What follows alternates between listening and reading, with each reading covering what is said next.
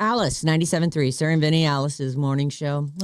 There's always some mystery. There's always some damn thing that's going on. What happened? Nothing. It's just, weirdness. There's always weirdness. Are you missing a day from your weekend? I feel like I am missing a day from my weekend. I feel too like much it fun. was I like it. a little bit too short, as usual. How about you? You're all Mr. You look so relaxed today, like you did everything you wanted to do this weekend and no one even talked to you. I posted a picture of me. I think this was Friday night. I had when was the last NBA game? Was it Saturday? I don't know. Either way, I had the NBA game on and I was watching pro surfing. There's a competition in El Salvador right now. Oh. I had both on at once. Both. I ate my dinner. Yeah. What'd you have? I had I ate really healthy. Really healthy this weekend. And I had it one Jelly Belly. But all right, Jelly Belly. No, I had 9. But you swore off sugar. I did, I know, but I was alone in my house. 9 Jelly Bellies though. I three at a time. 3 times. 3 times. Man, I didn't want to tell you that. But I feel like such a fraud. I have been so unhealthy for so long now, for like 10 years. I've been eating garbage and barely getting the exercise that I love. Vinny. I know, but at some point, and you see these memes, you see things people say and post, but it's like, when are you going to start taking care of yourself? You're going to die young because you're busy, taking care of your kids. They're going to be like, Dad died too young. Yeah, because he was not paying attention to himself at all. He was eating 9 Jelly Bellies one time. Jesus. Well, that wasn't it. Believe me, I was eating regular dessert all daily. You can't do that. Yeah. And pizza all the time. So good. I know, but Mac who the and hell? cheese. It's kid stuff, I know, but some of you out there are hearing me and others are going, there's no excuse. And I agree with you. There's no freaking excuse. Of course there is. Life.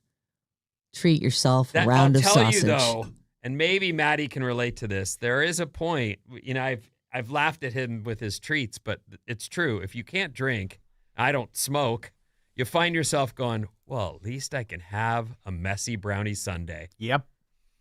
And now Don't drink, don't smoke. Messy brownie sundae, don't drink, don't smoke. Messy I told you brownie that when I quit drinking and I tried to quit sugar, like a few months later, I ended up like just losing it one night.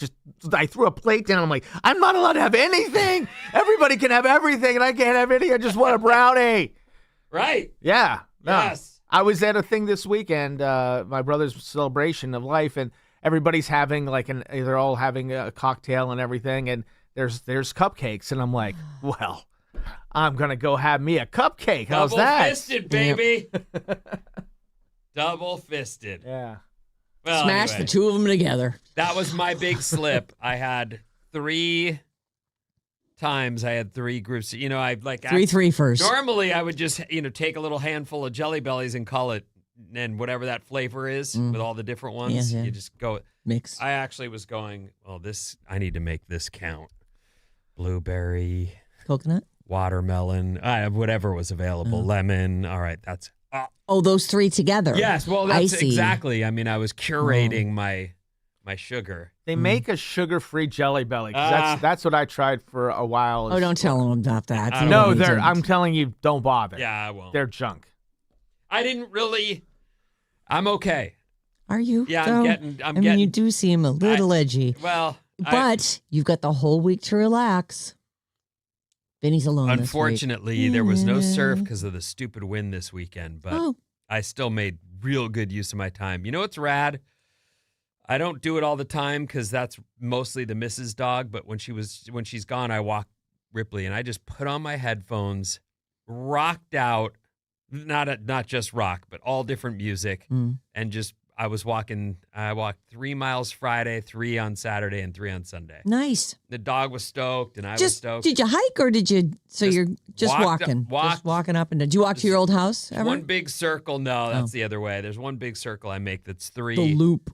And then if you have less time, you duck into different spots and cut it short. Mm-hmm. Anyway, whatever. It was a great weekend. I'm super happy. Yeah. I hope you had a good one too. They're like the best. Did you It was just great. rage? If by rage you mean build a shed in my backyard and garden out of my yard, yeah, I did rage. That's not what I meant. Oh, well, that's what happened. Yeah. You I didn't think make. I had 4 drinks over the course of the weekend. If that's what it sounds like that's what you're getting Well, at. I'm angling it. Yeah, I mean, where's the brass glass mules? We did have the 2 we made. I didn't even, never mind. I don't want to bum you out. It doesn't bum me out. We Alcohol had did me no favors. yeah, Trust me, Moscow bro. Mules on Saturday night. After a long day sweating in the yard, I went inside and I put together a little tray and brought out in the copper mugs with the mint from our yard. Yeah, it was really good. So we had that, and then we had, oh my God, and then on Saturday, John made, have I told you guys this? You know how acai bowls are awesome? So John hates acai.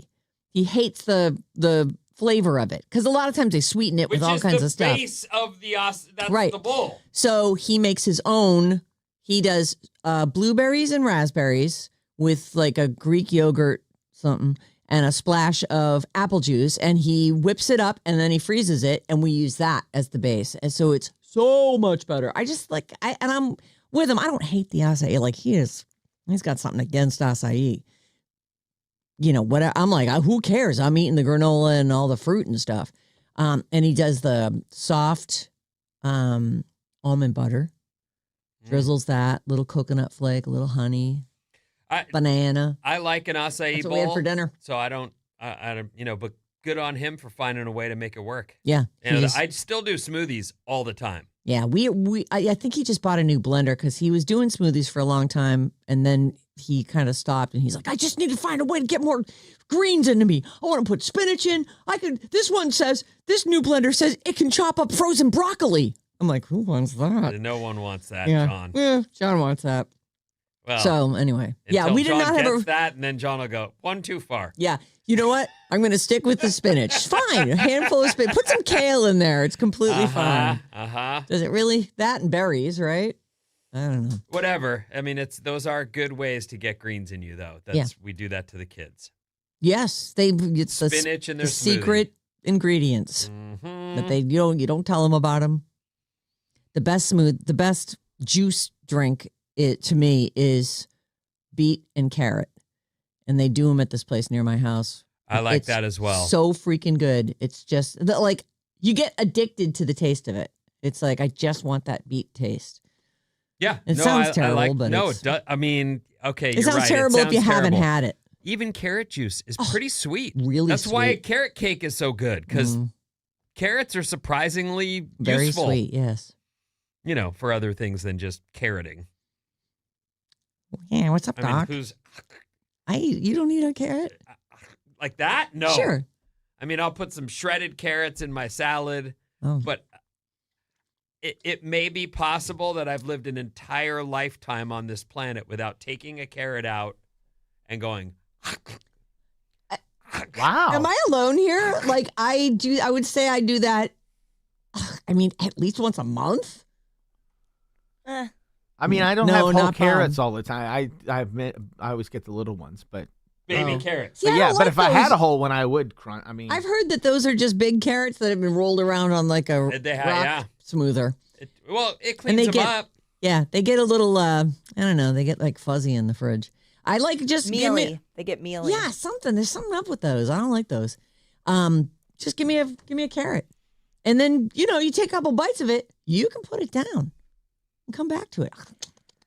I like. I get the shredded up carrots. That's what I'm saying. Throw 'em I'll in put my that on stir a fry. salad or whatever, but Yeah. But I don't like shredded carrot. Like I like shredded. It's I don't know. It tastes different. But you can't really cook them when they're whole. You have to just eat them as a snack. Yeah, if you do they have to be the thing that you're cooking. If you're cooking them by themselves, I disc them up and then I put them in butter and cook them for a long time, and they caramelize and they're unbelievable. in my mom's chicken Okay, but- soup, I prefer the carrots to even the chicken. Yeah, does she do a good chunk? Good sized Tons chunk. of carrot. Like, Yeah. don't hold back on the carrots, Mm. because that to me is the meal. Boy, this show really does talk about everything, doesn't Carrots. it? Yeah. Well, I didn't know you were going to be all, you don't just take a carrot and just eat it like a bunny? Mm.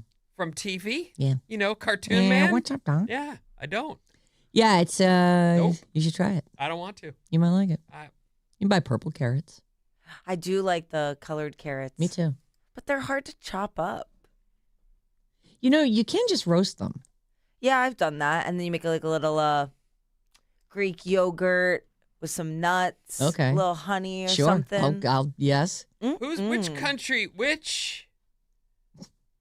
Okay. This should be good. Oh, boy. This is a fast fact from like years gone by. Okay. So I'm already, gonna have even if you trouble with remember this. it perfectly, I won't it's remember it probably not perfectly, true. Not but true, there's right. which one of the Finlandish type countries is orange? Is it Sweden?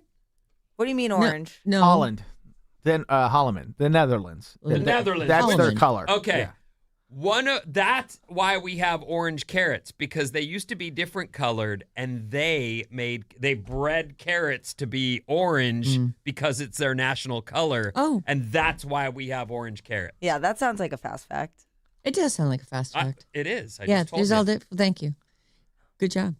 Remembering. That actually does kind of sound familiar. It is true, actually. They were selectively bred in the Netherlands during the 17th century. Oh. Sure. Yeah, you can't fact check that. Who knows what was going on Yeah, in and the you're 1600s. probably using AI, so that might not be true either. That's true. Wait a minute. What? We can't know Why are anything. you We all can't- doubting we it? cannot All know agreed that- anything anymore. It's a fast fact. Yeah, it's fact. not a- It's in I the agree. name. Golly. Fact. They're also not always fast, though, so it's Or just, factual. So I'm gonna get. here's a I'm random having his sentence. back on Here's a this. sentence. Decide what you want to do with this. Believe it or not. I don't Not. really appreciate this on a Monday morning. Like the attack. Oh, zero attack. You're coming at me love hard. the fast What are you facts. talking about? You're questioning any I kind of question credibility. everything, and yet I get no answers. There are no more answers to be had in the world. He just told you. No, but we Nope. can't be sure. can't be sure. Happened in the 1600s, allegedly. Come on, nobody No, knows. it's because of William of Orange, the leader of the Dutch. Yeah. William Would of you Orange, please? now I we're mean- just making crap Right, up for real. exactly. And by the way, That's actual history. Me? Yeah, I can take you. She's a skateboarder now. She's got a dangerous element to What? her that I'm very worried about. Like, I saw her post a picture of her skateboarding with a friend, and I went, ooh. Oh, you went skateboarding with a Oh. friend? Yeah, on Friday we took the skateboards to Ocean Beach.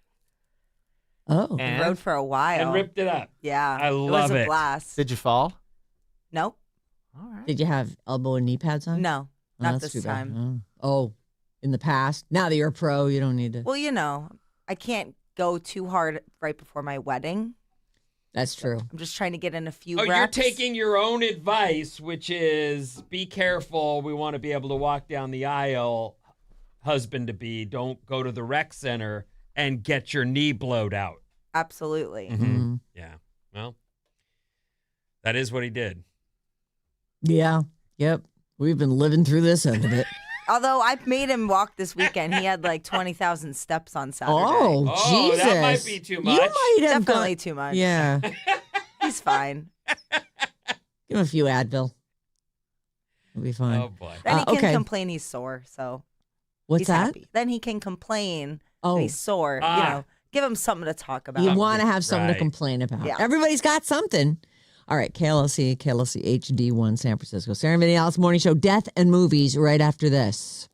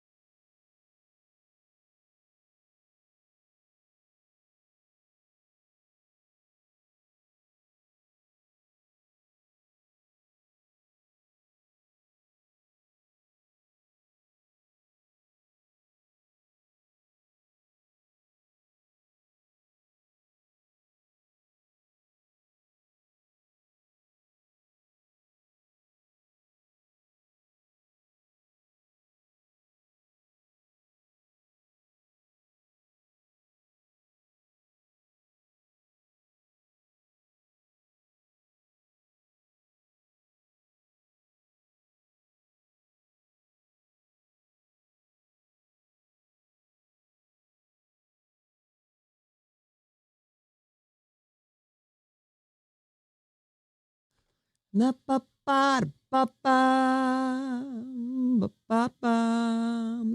97.3, Sarah Vinnie, Alice Morning Show. Listen, last year we did this wicked fun thing called Drag Me to Brunch over at the W, San Francisco. And we're doing it again. It's Pride Month, everybody. All this week at 9:05, 12:05, and 5:05. We've got code words for you for your chance to win a pair of not just VIP tickets. VIP tickets.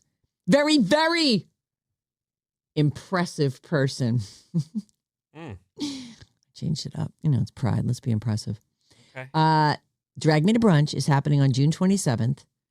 So you go to brunch. There's a drag show. That was a freaking blast last year. It's fun. Funny. It's awesome. It's I've surprising. never seen anything like it. No, I loved it. I think about it all the time. I had a friend hit me up right before the show and say, hey, if there's any way, I'd love to come. And I was like, great. And I got him on the list, and him and his wife came. And he's fairly reserved, you know, one of those guys. But I look over, and he is getting the sloppiest lap dance you've ever seen. And I was like, yes.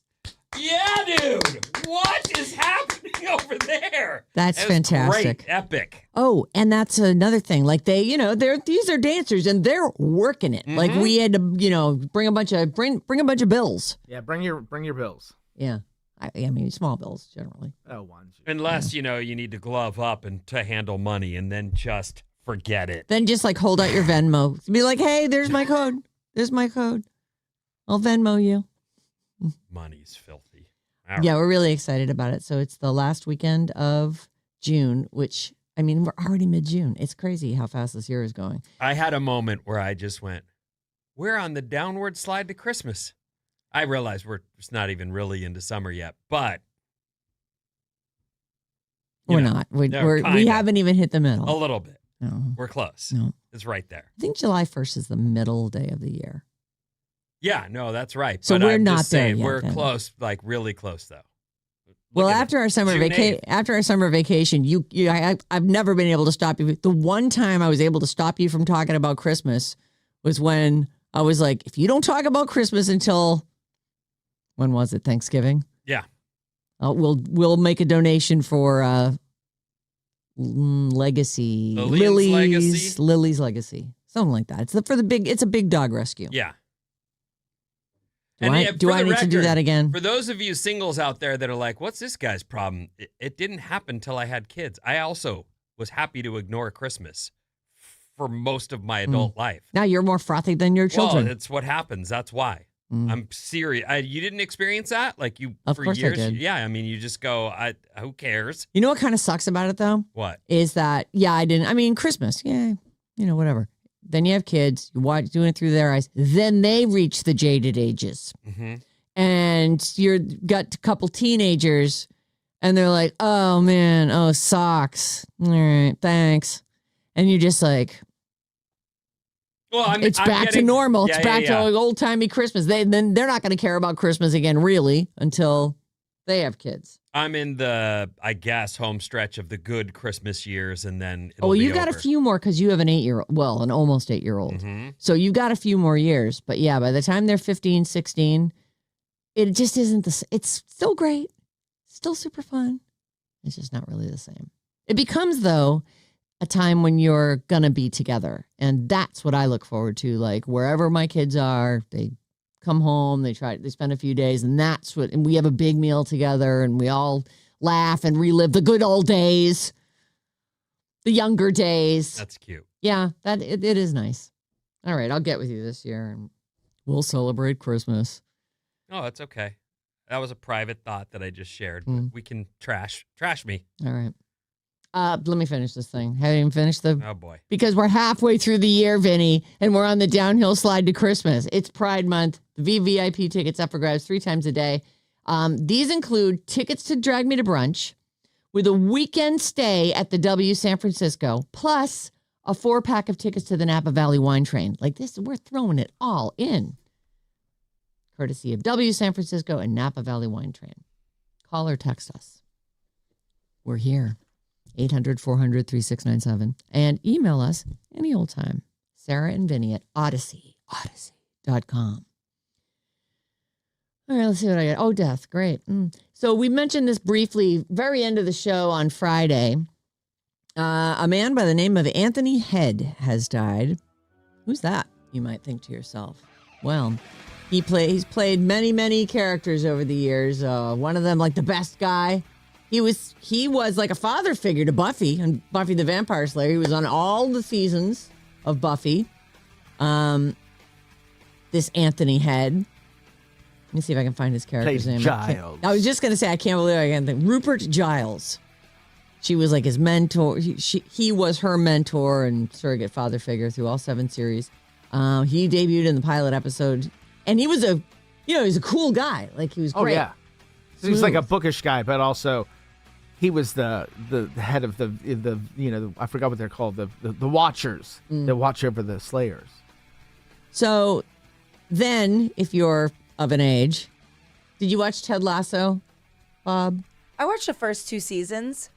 Oh, well, that's all you need to know who this guy is. He's the ex-husband of Hannah Waddingham's. Is that her name? Is that the Waddington. owner? Waddington. Yeah, the owner.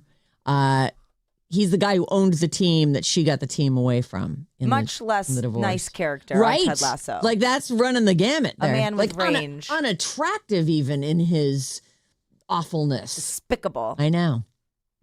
He died at 72. Looks like on Friday. We must have gotten that news immediately. He had complications from pneumonia. Oh. Yeah. Older guy. That's 72. not that old. Not that old. Too young. Too young. Mm. Now that my parents are getting older, I'm like, no, that's so young. No, you can't die that young. No one dies at 72. I know. And it gets morbid too. Like, my dad's 86 and we were just down there seeing him. He's like, I probably won't make it out. I'm like, shut up. You're going to keep living. Who's the youngest person that just recently passed away and it was like surprising? It was a 44-year-old. Yeah, and I remember like sort of speculating that doesn't. Kyle Busch, the race car driver? Yes. Oh, that guy too. That guy. Okay. It ended up being what we had speculated. Sepsis is one of the reasons that guy died so young. He had pneumonia. He clearly wasn't taking the time off needed, Right. and went sepsis and passed away. Way too young. Like, you'd think 70-something's too young. 40-something's. Oh, that's tragic. I mean, it's always tragic, I guess. Well, But the older you are, like, the slightly less tragic it is. Like, you got a nice long life. The proper order of Especially things, someone who with had an amazing fingers life. crossed, is that you watch your kids grow up if you have them, and then you go to heaven before they do. Right. That's how it should work. Right. The right order, anyway, right? Mm-hmm. Okay, so there you go. And everybody from Buffy the Vampire Slayer was all over this. They were, everybody put up tributes. And so rest in peace, Anthony Head. Tony Head. At the box office this weekend, the 6th installment of Scary Movie was its best debut. It made $55 million and was number 1. It just seems like an awfully huge payday, but congratulations to them. Masters of the Universe, about 30 million, 29 and change for second place. They call that a massive disappointment. I don't know what the projections were, but they weren't for under $30 million. Well, where's the generation that grew up on that? We just didn't feel like going to the movies this weekend because it was so beautiful, I guess. Well, I didn't grow up on that. Did No. you? No, but Yeah. no, I mean, if we had been into that kind of thing, maybe we would have because it was on in the 80s. Right. But that's what I'm saying. I think the whatever's next after Gen X, what's that? Gen Y? Millennials? Yeah. Millennials should have been turning out for that. I don't even know what this is. We've been talking about it for weeks. I have no idea what Masters It was of a the Universe cartoon. is. It was for younger gen. It was for me. I was like, I was a kid when that came out, like 9 or 10. I won't go see the movie though. Yeah, I have no interest in I'll it rent at it all. when it comes out. I bet Hooman saw it 3 times. That guy, he used to. Anytime that came up, he'd sing you the whole theme song or, say the whole thing, say the whole speech. Masters of the Universe was number 2. So that's another bomb for Jared Leto. Just wanted to note that. Jared Leto I is didn't in even know he was Masters in of it. the Universe? The 4th bomb in a row for him. Who is he in that? I don't know. Skeletor? Oh, that's he's the bad guy. Skeletor. I didn't know that. I didn't either. Huh. You know, I don't see a lot of commercials, but I do generally, when something's getting the kind of money behind it that it needs to really, be a gigantic film, usually I'll end up seeing it. Yeah, I don't know with that. At number 3, down from number 1, is Backrooms. It made another 25 mil. Backrooms is the movie made locally. Was it a $10 million budget? I think so, 10 or 18. And at number 4 is the one that I think had a $750,000. This is Obsession, which is another very young director. I think this guy's 26. And that one it debuted pretty low. And then it was word of mouth was the big seller for that one. By the time it was out for 3 weeks, it was right up at number 2 and was pulling. It pulled only a hair less than Backrooms. Backrooms in its second week made 25.9, and Obsession made 25.6. Oh, I still haven't made it to see Obsession. The weather was just so nice this You weekend. did see Backrooms? No, I'm seeing it. I have tickets for it on Wednesday. I was supposed to go to Obsession last week. Those are both well over 100 million domestically. Speaking of movies, I'd forgotten that Chappie is I forgot to watch RoboCop. that. Oh, yeah. I had no memory. I remember the punkers with the bad haircuts. Mm. I didn't remember the premise or anything about the movie. Did you watch the whole thing? No, I started it and then I went, I'm going to try to fall asleep. I didn't, but I tried. It was just typical Sunday night. Oh, you tried it last night. I see. Last night. Yeah, I got to sit down and watch it. I've seen it a bunch of times, but I want it to be fresh. Oh, yeah. You need to. Mm. And then I saw, that's huge. Like, Hugh Jackman in maybe his worst acting of all time. But he's a baby in that Oh, I know. by comparison. When did it come out? 2015. Oh, I was going to say at least 10 years ago. Anyway. 10 years, long time when it comes to your face. No matter what age you are, you looked better 10 years ago. That's true. Let's see. Anything else of note on here? The Super Mario Galaxy movie made another it's not in the top 10 anymore, but it made another $600,000, and it is in fact the first movie to cross $1 billion in 2026. It is. I think this is talking about the first Super Mario movie from a couple years ago in 2023. That one ended up at 1.36 billion at the global box office, and this one just passed it too. It's just a hair over it right now. So congratulations. I didn't care for the video game, and I'm not going to run out and see the Mario movies, but people do love them. Well, and it's also kid stuff. Yeah. Like you just, That's here's true. another weekend. What are we going to do? Let's see a movie. Okay. Yeah, it's just barely No over. offense to Mario Oh, no, Brothers. I mean, sure. I'm sure there's people excited about it, but I'm not. In a flashback to Survivor, it did cross my mind that is, whoever said it on this show called it, like Jonathan's brother showed up in a Super Mario Brothers costume with the overalls right. and the Listen, I will admit, never addressed. I pumped 1,000,000 quarters into Donkey Kong and other. Mm. That was one of my favorites, and I was pretty good at it. Oh, And Super Mario Brothers 2, like it went Donkey Kong, then Super Mario, I think. I don't know. Yeah, anyway, yeah. I definitely played those games a lot. I just don't have an interest in the cartoon. right. None. Well, I mean, you have no control over it. You don't get to navigate. You don't get to use the joystick, Finn. I just never saw them as anything other than the dude I'm being to get that darn Donkey Kong. I just want to mention one more thing really quick. I think that June 10th, Supergirl is opening this weekend. As of Wednesday, they're putting out, forget the popcorn bucket. What? Forget the popcorn bucket. Supergirl's dog, Crypto, has a KFC bucket. And basically you could use it as a popcorn bucket. It looks just like one, but on the top is this sort of plastic version of Crypto kind of popping out of the top of the thing. And there are people who are collecting these things.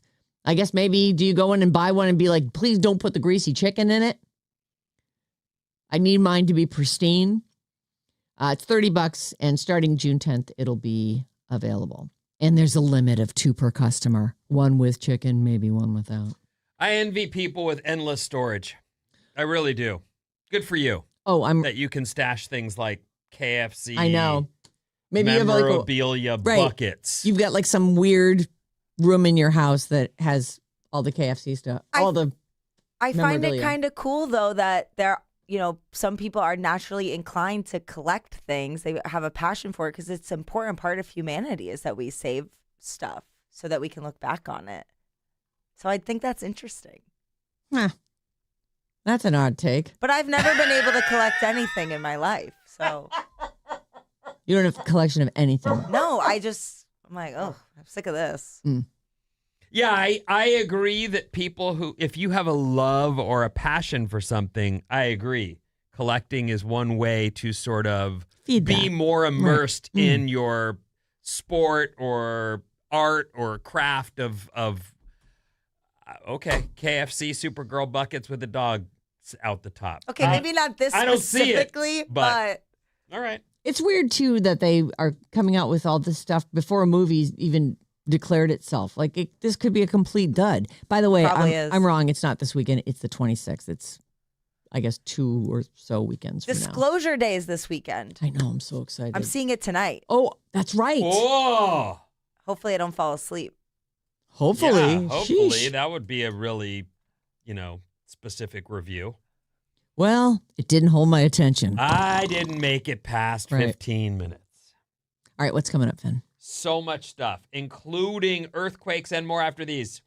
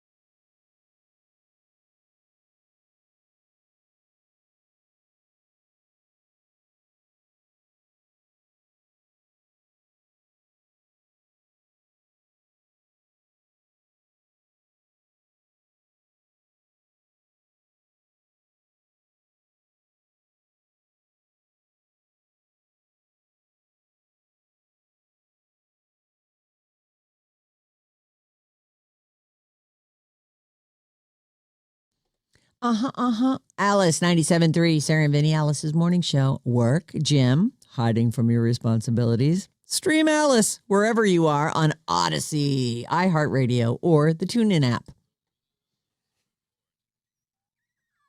You like that? Work, gym, or whatever you're avoiding. What did you say? Hold on, let me see what he wrote for me. Work, gym, hiding from your responsibilities. There you go. Well, that's us. We're here to help you with that. Hi. Mm-hmm. Yikes. All right. Really nice out already. Clear skies, high of, mid 70s. Another beauty. Soak I love up. it. Yep. Get out there and soak it up. Yeah. Didn't say. What's up, everyone? This Alice Report is brought to you by Bridge the Gap. Oh, Bridge the Gap. It's a generational showdown. Gen X versus Zillennials. That's, Gen Z, millennials. We had to, expand the pool. Mm-hmm. Don't miss Bridge the Gap, Wednesday at 8 a.m. This week, it's redemption or ruin for either Guru or Joe Spadoni from 95.7 The Game. So this is a special installment of Bridge the Gap. They're both losers, right? Yes. And they're both on the sports station, and they both take a lot of flack. So one of them is going to be like, yay, I won one. And the other one's going to be like, I'm still a loser. Oh, no. Will it be Guru or Spaghetti? It's actually worse than before. I just got beaten by the other loser. Oh, boy. Oh, that's too bad. Yeah. We appreciate you guys. Thanks for coming in. Yep. All right. I saw footage of this morning. There was an earthquake, a 7.8. Struck off the coast of the southern Philippines. They say at least 32 people dead. Some of the video I saw looked like a movie set, the way the buildings just dropped. Crumbled. So, and a 7.8 is not a 4.3. No. Like, that is a biggie. So you can expect more fallout. You can expect airport, if you're flying anywhere near there. Like, that's one, I think that the missus travels for business, and she's in tech, and I think she said that's the farthest flight she's ever taken. Was to go to the Philippines? Yeah. I can't remember what that is, but anyway, I know people travel there. I know we have a big Filipino audience. I'm sure this is something you have your eye on. 32 people killed, 134 injured, and this is just the early very beginning results of a 7.8. So I'll keep you up as best I can. But there's that. Oh, and there were tsunami warnings as well, and that seems to be lifted now. So that's good news. Next story. How about a fast fact? You know I love fast facts. I'm not sure. You really seem to question them more than you That love them. doesn't mean I don't love them. It does, I think, but okay. I love to ask questions, Vinny. Peacocks. You know those birds at the dump that flare when they see you because they're hitting on you? Hot. Peacocks hunt, kill, and eat snakes. Oh. They only actually eat them if they're hungry, but they're going to kill a snake no matter what. They just, instinct takes over. I got to kill that thing. That thing's my nemesis. It must die. Yeah. Huh. That's, you don't think of them as being, that's the sound of a peacock. How do you know? They're, because of Martha Stewart. They're super loud and annoying. They strut around on magnificent estates and hang at the junkyard. It's hurting my ears. I don't like it. Why? It's on a Monday. bird song. Stop. That's not bird song. It's Imagine how torture. annoying it would be. Like let's say you win the lottery, you buy a magnificent mansion. It comes with some peacocks because the people who left there didn't want them anymore. And you're all like, what? Do I have to go out and shoot all the peacocks? I didn't know anything about this. I don't mind rooster. Like you don't? In Hawaii, I don't know. I don't. I'm usually up, and I kind of like it. See, I'm not usually up. And I was like, what is that racket? Wild roaming cocks. It's fun. Yeah. Well, Why not? cocks are probably the best kind of cocks. Nicolas if Cage. I do say so myself. Sorry. I left too much space there. Sorry You about did. that. I went to fill it. Cock. Nicolas Cage. Yeah. Turned down roles in Shrek as Shrek. Neo in The Matrix. Oh, my God. This guy. Harry in Dumb and Dumber.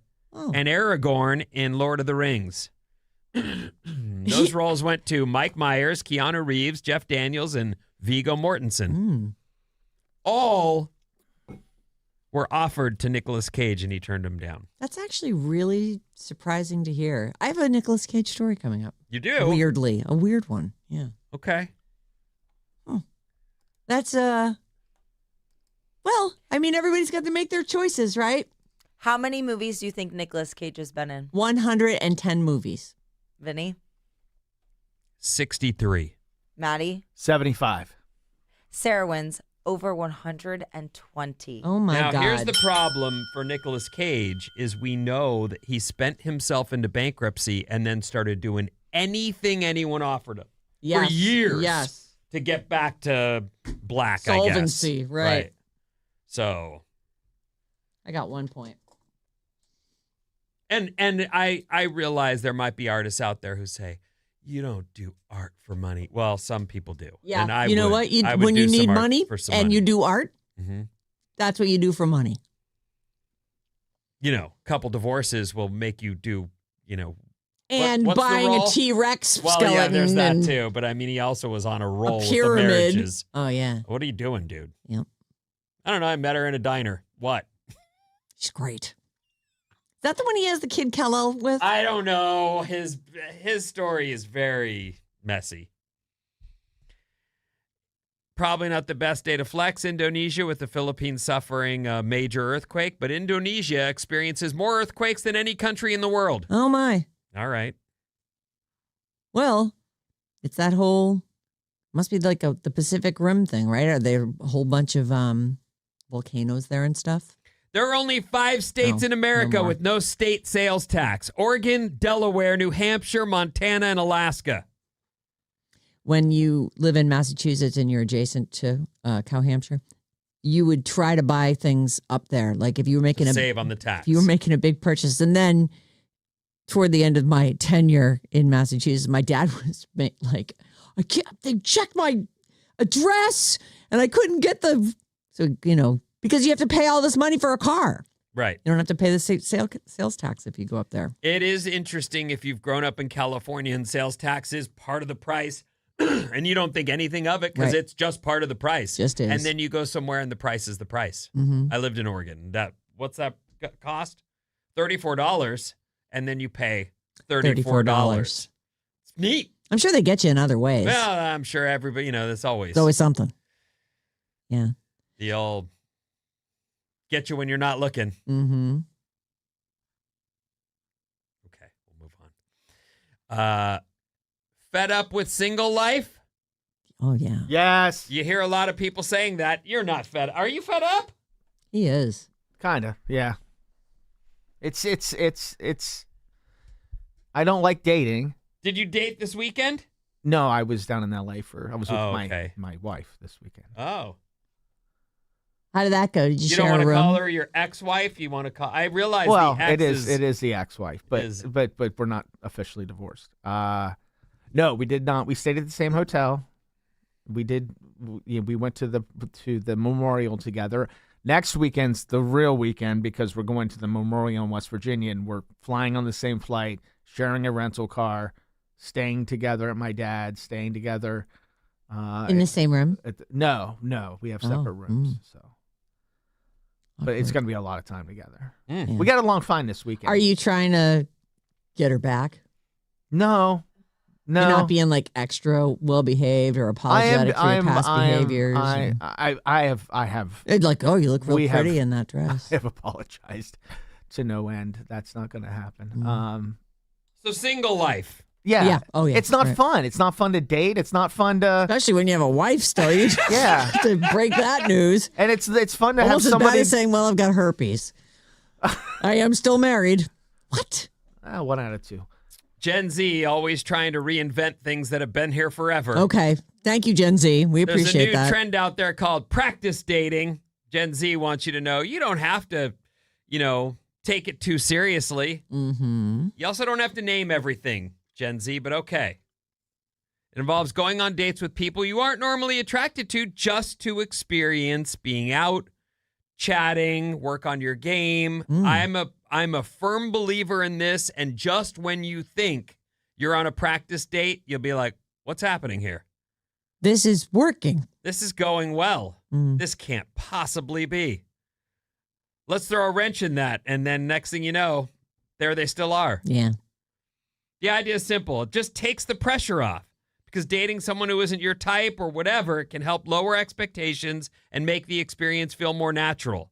It's not so much dating someone that isn't your type. Just go out and hang. Have fun. Yeah, like that. Have an adventure with someone. You don't have to date someone who's not, that you're not into specifically. But go out with a loose headspace. Is that fair to the unattractive person? No. Yes, it is. Of course it is. You're just going out. Yeah, let's go out. Sounds great. I went out with a girl. Well, don't lie. Don't tell them you love them if because you're trying to suddenly. Never do that on a first date. Finish like all of a sudden it becomes a weird hunting thing, and you're like, I must complete my mission. Right. Like, get out of here with that. What I'm saying is go out and have some fun. Right. I've absolutely, and I ended up, because I didn't date anyone after I left here for a long time. My life was a mess. You were putting your life back together. And then I got myself back together and got back to working. And then I just went, you know what? There's this girl I got. Was it Brandy? It wasn't. But thank you for always throwing her name out first. That's fun. I know about her. The first girl I dated was someone that I worked with, actually. Oh. She just started there. She was a temp, and she was cute. And you were like, hey, let's go out. Hey, let's go out. And she was like, so we dated. Did you go all the way? This is but here's why. Oh. So we did hook up, and stuff happened, and it was great. I actually went, I like her. Yeah. This is pretty good. And then I'm driving down the road towards home one day, and the drive, when I worked in Eugene, Oregon, my drive was 5 minutes. So on my drive home, my little cell phone rings, and I'm like, I didn't have a lot of people calling me at this point. Hello? Who's this?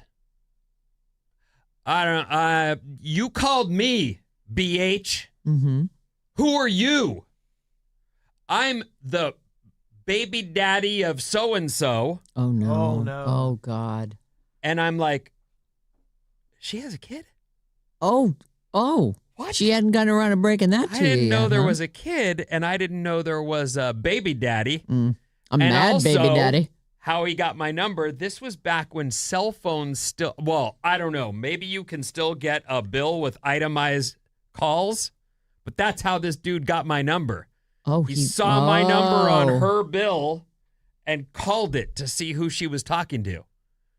And so and then while I'm on, this is all in a 5-minute drive home. While I'm on the phone with the dude, the other line rings and it's her. And I'm like, hello? Don't answer your phone. Oh my God. I'm like, well, I already have, and I'm on the other line with him. Oh my God. And so you have a kid. This is crazy. And a crazy ex. Oh my gosh. What the hell is this? This is great. This is my back to dating experience. The first one Not a was mess. that. It was, I went, no. That's a good story. Well, how did you end? I mean, did you? I ended it with her immediately. I was like, look, I don't know. I'm really. It's not the kid, it's the boyfriend. The messiness of it all, it's too much for me. It's a lot. But I did like her. And you had to see her again at work then? Yeah, she didn't last much longer. She was a temp, and that was, we all know radio. They're trimming jobs, not adding them. Yeah. So it was not long-lived. But you try it. Get out there. They don't all end like that with a baby daddy who calls your actual personal phone. A lot of them do, though. Life is messy. Life's messy. Stay home. Yikes. Anyway, try it. A dating guru named Serena Kerrigan said that profiles and photos don't tell the whole story, and people can surprise you in person. Go out. Yeah. Try it. Just work make on your some stuff game and happen. try to have some fun. And if suddenly you've got a hit and you're like, wow, you never know. that was a good time. Somebody swipes. Is it left if you like them? I don't know. I'm right. not on. Swipe right if you like them. Swipe left to get rid of them. All right. So if somebody swipes right on you, and you match, and you're like, I only kind of want it. Try. This Just is go. from Serena Kerrigan, the dating guru. Oh. Try not treating every first date like your future husband Mm-hmm. or future wife. Try hanging out. See how that goes for you. Be easy. Have some fun. The goal is to use these casual meetups to build confidence, improve conversation skills, and someone just might surprise you. You might hit it off. What do you mean? I just don't think I just be weird to go out with somebody and be like, hey, I'm not attracted to you, but You let's don't go say out. that. You don't say that. Then You I said don't to be tell them honest. that. No. No, you not don't. that honest. I said, don't tell them you love them so that you can do them. Yeah. That's what I was saying. Just go out and have fun. And then you're more relaxed because in your head, you're thinking, well, there's nothing to this. There's no expectation. I'd like to think by now most women know the guy that says I love you on the first date is trying to make something happen. And I'd also think you're steeled against that. Right? Like, that's an absolutely not happening tonight, I guy. liked you right up until you said, I love you, and I've known you 3 hours. No. Our text number is 800-400-3697, and Maddie's got a couple texts for you. This one is for Vin. Vin, why didn't you go to Hawaii with the family? And I think it's okay to have 9 jelly bellies. Yeah, it is okay. It's not okay. I shouldn't have done that. And I absolutely. Well, you're grinding on it now. Well, I so meant to not tell you at all, but then out of flew my right out of your mouth. stupid First thing mouth, you said. I said I had one, and then I'm like, oh, now we're liars. Great. We not only cheat, but now we're just telling lies. 510, my husband was... And I'm not in Hawaii because I'm working. That's why. My husband was not my type when we first met. He definitely grew on me, and when he asked me for a second date, I was super surprised. But he always asks for a second date because you're never your best self on your first, and he's not wrong. We've been together for 10 years. Seriously. Try it.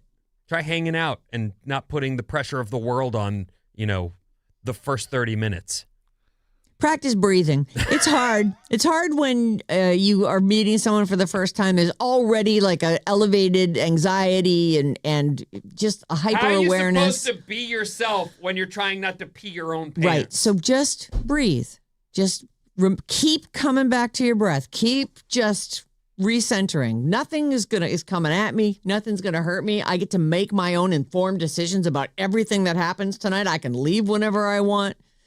One of the weirdest plays, which it wasn't a play until I realized somehow this works, was I would go out with my friends, my bros, and we would just party, and I would be crazy because I am crazy.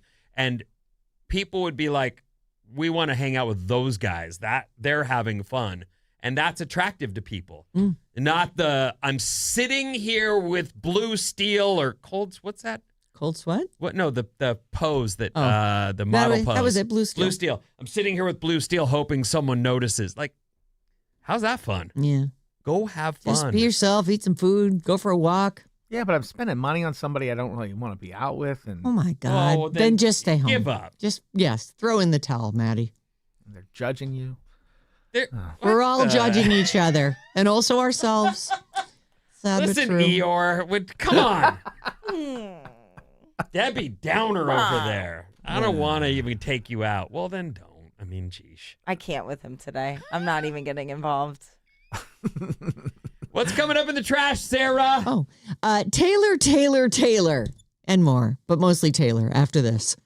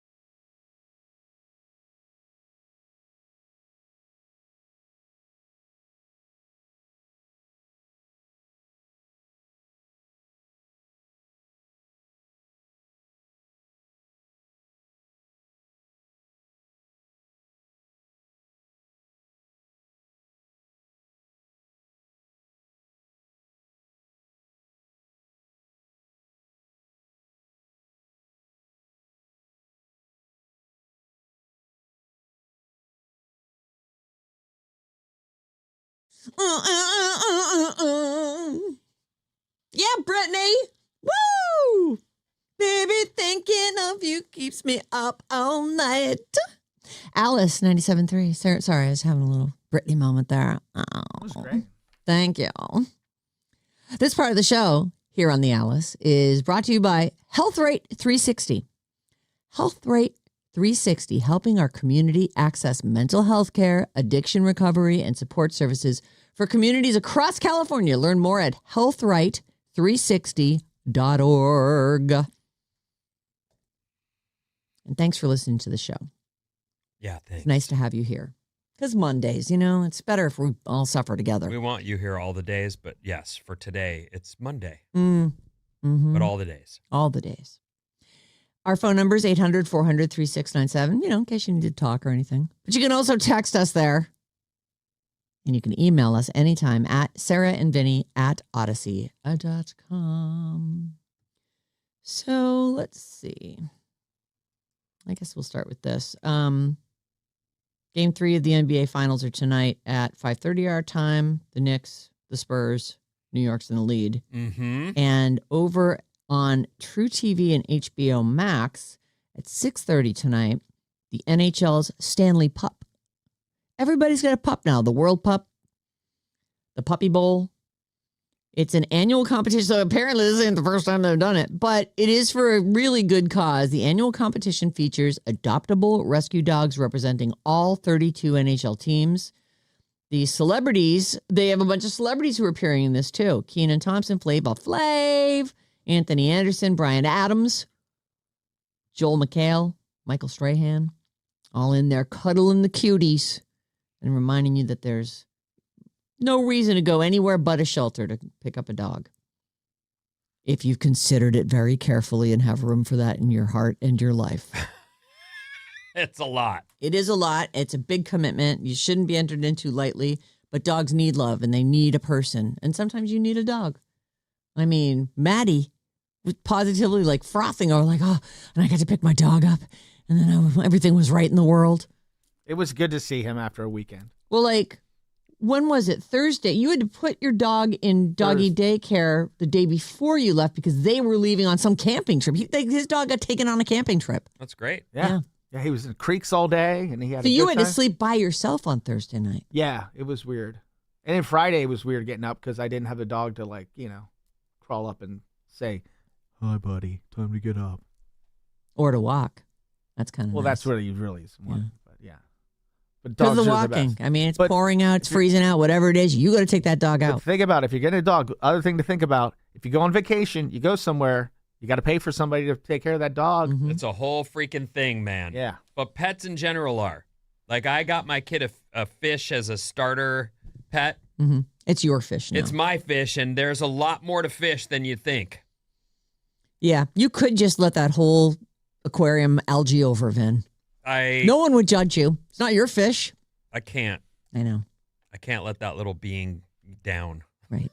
Is it just the one? It's just the one. A And beta? I've tried to put some snails in there just to keep the tank clean, and he kills them. Oh. Which is, I'm Does done he with eat the them snails. too? He doesn't eat them. They just wind up dead. Mm. I mean, I'm assuming he's like, you are not welcome here. When no one's looking. They just die. The old bully, Mm-hmm. across the throat. When we used to have a couple of goldfish in a tank, and they didn't like it. I faced them like where I sat in the kitchen. It faced the thing, and it actually started to upset my stomach because I knew how gross that tank was because they were my fish, like and you your weren't fish. doing anything to. And I right. was like, I just like almost pictured them like swimming through like a kind of a viscous gel, and it just Ugh. like really turned my stomach. I'm like, I can't didn't- sit here You anymore. didn't spring into action and clean it. You just No, the thing was clean. I was like, the water in there is like, it's like a slime. I don't know what it was. It turned my stomach. I had to switch seats. I'm like, I got to sit with my back to that. I can't do it anymore. It's dumb, but I feel your pain. And 'cause- hence your brother's desire to go fishing is born. Mm. He got your seat. Is that what? I don't you mind made someone fishing. switch. Oh no. This is at my house with my kids. Those were goldfish we had at one of our houses. Oh, Yes. I thought you were talking about when you were a kid. No, my dad had a big aquarium when I was really little, and he didn't care about that thing. It was just green. Like you could kind of see there were fish in there. It is so much damn work. Well, you got to take out a third of the water every 6 weeks. What? Right. And you got to scrub those sides. You got to make sure you got the water temp right, too. Yeah, my dad was like, busy. I'm having a schlitz. I'm going to mow the lawn, I guess, right? So be careful I'm sure when it you go looked and great get a the dog. first 2 weeks Dogs, it was there. Dogs. You can't ignore the same way you can fish. You definitely can't. Okay. I guess we've delayed long enough. We now turn to Taylor. Oh, Taylor. Okay, here we go. Ready? Taylor Swift and Travis Kelce will get married at Madison Square Garden. I know. Go on. Please, is that your a true thoughts. announce? I've heard this already. I mentioned this last week. We don't know where Taylor Swift and Travis Kelce are getting married, but on their behalf, we shall spread the fake news to keep the mystery alive. Yeah. Actually, on my scrolls this weekend, there was speculation that they were getting married and that she timed the release of the song to distract us, much like an iPad kid. Here, take this. Yeah. Look away I while have I get to admit, married. she's got me. I eat up all these, like, oh, there's the rumor. And then I immediately start considering she's like the queen of subterfuge. Like, this is definitely fake. We've heard she's having a huge wedding. She's having a tiny, intimate wedding. She's having a New England wedding. She's having a New York City wedding. She's getting married on the moon. I mean, that's as believable as any of it. The world seems to have accepted that New York is the place. For a long time, it was Rhode Island. Now it's New York. Okay.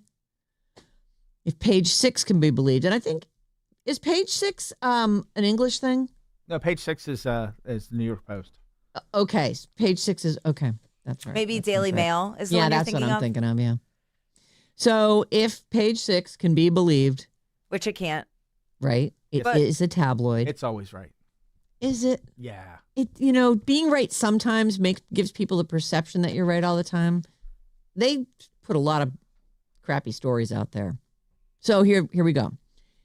If you believe Page 6, they're going as big as you can get in New York. They're taking over Madison Square Garden. Now listen, if you've got billions of dollars, you could probably do that place up, make it look like a magical wedding wonderland. Well, and the age-old irony is someone at Madison Square Garden will go, yeah, we'll let you do that for free. And all of a sudden, it didn't even cost her. Right. We'll throw the venue in. You want to marry in Madison Square Garden? You got it, Taylor. What date would you like? Right. We'll give it to you for free. And all the poor people are like, I can't get City Hall for free. Right. This chick, though, with $2 billion gets MSG. All right. There's not even windows in Madison Square Garden, are there? Isn't it like... No, it seems like a horrible place to get That's married. part of the point. No paparazzi. So here's what we don't know. This is according to multiple sources, one of whom said everyone's been sworn to secrecy, but they ran right to Page 6, I guess, right? The alleged wedding date is Friday, July 3rd. A source says the potential plan is for guests to be transported to Madison Square Garden on blacked out buses. What does that even mean?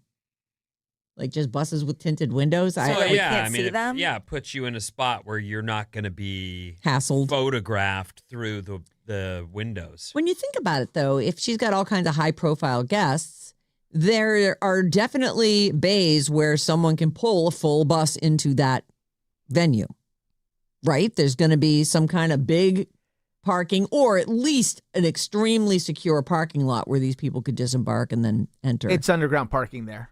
Mm. So, yeah, you can go in and not be seen, for sure. So they'll be transported to Madison Square Garden on blacked out buses. The arena was also chosen for its multiple entrances and, quote, highly secure infrastructure. They say here, if you have billions, you can transform the space into a wedding venue. No problem. Also, technically true. Madison Square Garden doesn't have any events booked from June 29th through July 6th. Which seems odd that there would be such a long stretch. So there could be some truth to this. On the other hand, no, most likely not. To me, she is a fairy princess. Like, I feel like Taylor has always known what her wedding is going to be and just hasn't let all of us in on it. Like, I feel like this is all just absolute misdirection and they're going to, Bora Bora. I hope or so. Something. I hope she's not getting married at Madison Square Garden. Doesn't feel premium to me. Well, it feels like, and then what? She's going to put on a show? Like, I don't know, right? It's a venue. She doesn't want to be in a venue. Don't you at least want to be able to go outside and smoke at a wedding? Yeah. For me, she's definitely running the risk of just going total cheeseball. Like, this is, to me. Well, she is a millennial. This is far too big. And even if it's a cover story, even that is annoying. Like, you know what? I don't necessarily know how you go from being a normal person to a person that believes you should marry at Madison Square Garden. You know what I mean? Right. Like, you're a normal person. You go to the dentist. You do the things people do. And now you're marrying in Madison Square Garden because you're that big? I guess. It doesn't feel... I'm not into it. I don't like... It's a really bad look. Can I ask, is she Jesus-y? No. Not at all? She just doesn't say anything about it? She doesn't say anything about it anymore. When she was a country girl, she would mention God in her songs and stuff, but she's not shared opinions on that in a long time. That's how we should all be. And some of Good her for lyrics yourself. are kind of like not anti-religious, but definitely not. She's made fun of, Sarah's and Hannah's in their Sunday best in her music. Like Christian people who criticize her. Oh. Sarah's and Hannah's in their Sunday best. Mm-hmm. Well, I take no offense. Take that. Sarah. In more Taylor news. There's a new song from Taylor that came out last week. It's called I Knew It, I Knew You. How's it doing?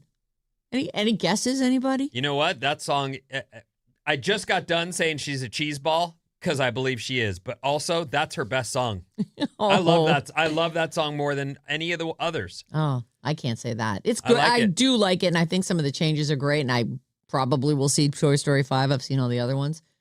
But I think, man, Trouble, Lover, those are my two faves. Until you suggest another one that I'll be like, oh, yeah. Oh, I don't know about you, but I'm feeling 22. It's a good one. If you haven't heard it yet, have you been under a rock? The video is out. The song has broken basically every record. So they're showing old VCR and there's some old-timey stuff. This looks like scenes from old...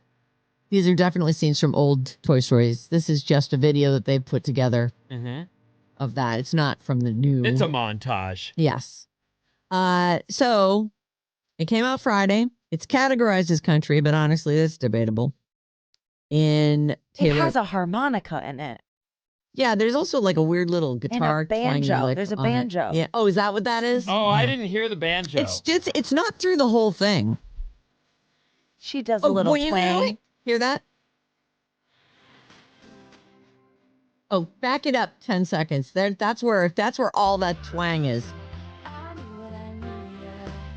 All right, whatever. Yeah, whatever. So, yeah. Whatever. No, I like the song. I mean, the whole categorizing it, when I first heard it, I went, that is not country. If you somehow under there heard a banjo, then okay. Yeah, no, I'm with you. That's the only thing that makes it at all. It just sounds like a nice song, and then all of a sudden, and that's it. I'm like, okay. Jack Antonoff is credited playing the banjo in the song. That is one of the key ingredients to a country song. Certainly. In Taylor fashion, it has broken multiple streaming records. Surprise. On Spotify, it became the most streamed country song in a single day by a female artist. Not the most streamed song, but the most streamed country song. On Amazon Music, it had the largest 24-hour streaming debut for any song globally on the platform so far this year. And then on Apple Music, it set the all-time record for the biggest soundtrack single by first day streams and the biggest country single of 2026 so far. Man, they go down to the exact verbiage to make sure she's broken as many records as possible. It's a lot. Yeah. So there you go. Congratulations, Taylor. You're marrying. You're famous. You've got a new hit song. Everything's right in the world. I wish, again, this could all just be misdirect, but I would like to think the dude, despite, being along for the ride, might say, Madison Square Garden, really? Like, they're not getting married there. Okay. There's no I way. hope you're right. Let's go on to Poly Market And make some bets. and make some bets. No Is that where you thanks. do it? Yeah, it's one of the places. Yeah, or Yeah. Cashy or Cash, something. yeah, Kelsey. Kelsey? Man, the epidemic that we're going to have in 15 years, people who are like, 21 to 27 right now, particularly boys who are getting in debt on those websites. Oh, It God. doesn't make the news enough how bad It that is- gambling it's problem disastrous. already is and will get. And we recently, someone we work very closely with told us their own story about that. And it kind of took my head off because there it was. That was before just the absolute betting floodgates opening. Uh-huh. And he You got can himself bet in big on trouble. anything. Yeah, it's really scary. And I feel conflicted because I don't think it should be illegal. Gambling. But no, I think most things should be legal, but it's bad. Well, it's like anything. for Look, sure. I would drinking never is do it. legal, Yeah. but some people don't have a handle on it. Right. But Gambling- putting it in your phone, I know. that's what I'm talking about. The actual phone access means every person can chase that bad bet they made Just with online another poker. bad bet Ugh. by forget poker. I'm talking about these No, I know, but I'm saying it starts with they'll give you $25 to play some poker on. Mm-hmm. Oh, look, you won a bunch of stuff. Oh, I wonder how that happened. Do you want to know Now let's get a credit card number out of you. the bets that are available on Poly Market for Taylor Swift? Sure. Yeah. Will please. Taylor Swift get married in Manhattan? Taylor Swift and Travis Kelce married by? Who will attend Taylor and Travis's wedding? Taylor Swift pregnant in 2025? Taylor Swift pregnant before marriage? And these are all 2025. Are these bets? Yeah, these are bets. Oh, okay. Sorry about the 2025. Yeah, That's an old one. But Can you still bet on it? Yeah, we'll take I your bet money, no. dummies. Although she could have been. Who knows? Actually, If Can't she, know yeah, anything. you'd know now. maybe. That she's so rich, does she have a surrogate do it for her? Or does she want the experience? I would think she would want the experience, but I don't know if she would think it was worth the risk. I don't know. what's the you Well, mean the she's risk for- 35. I wonder if she froze her eggs a few years back, like maybe after some big breakup. Oh, I'm sure she has them frozen. For sure.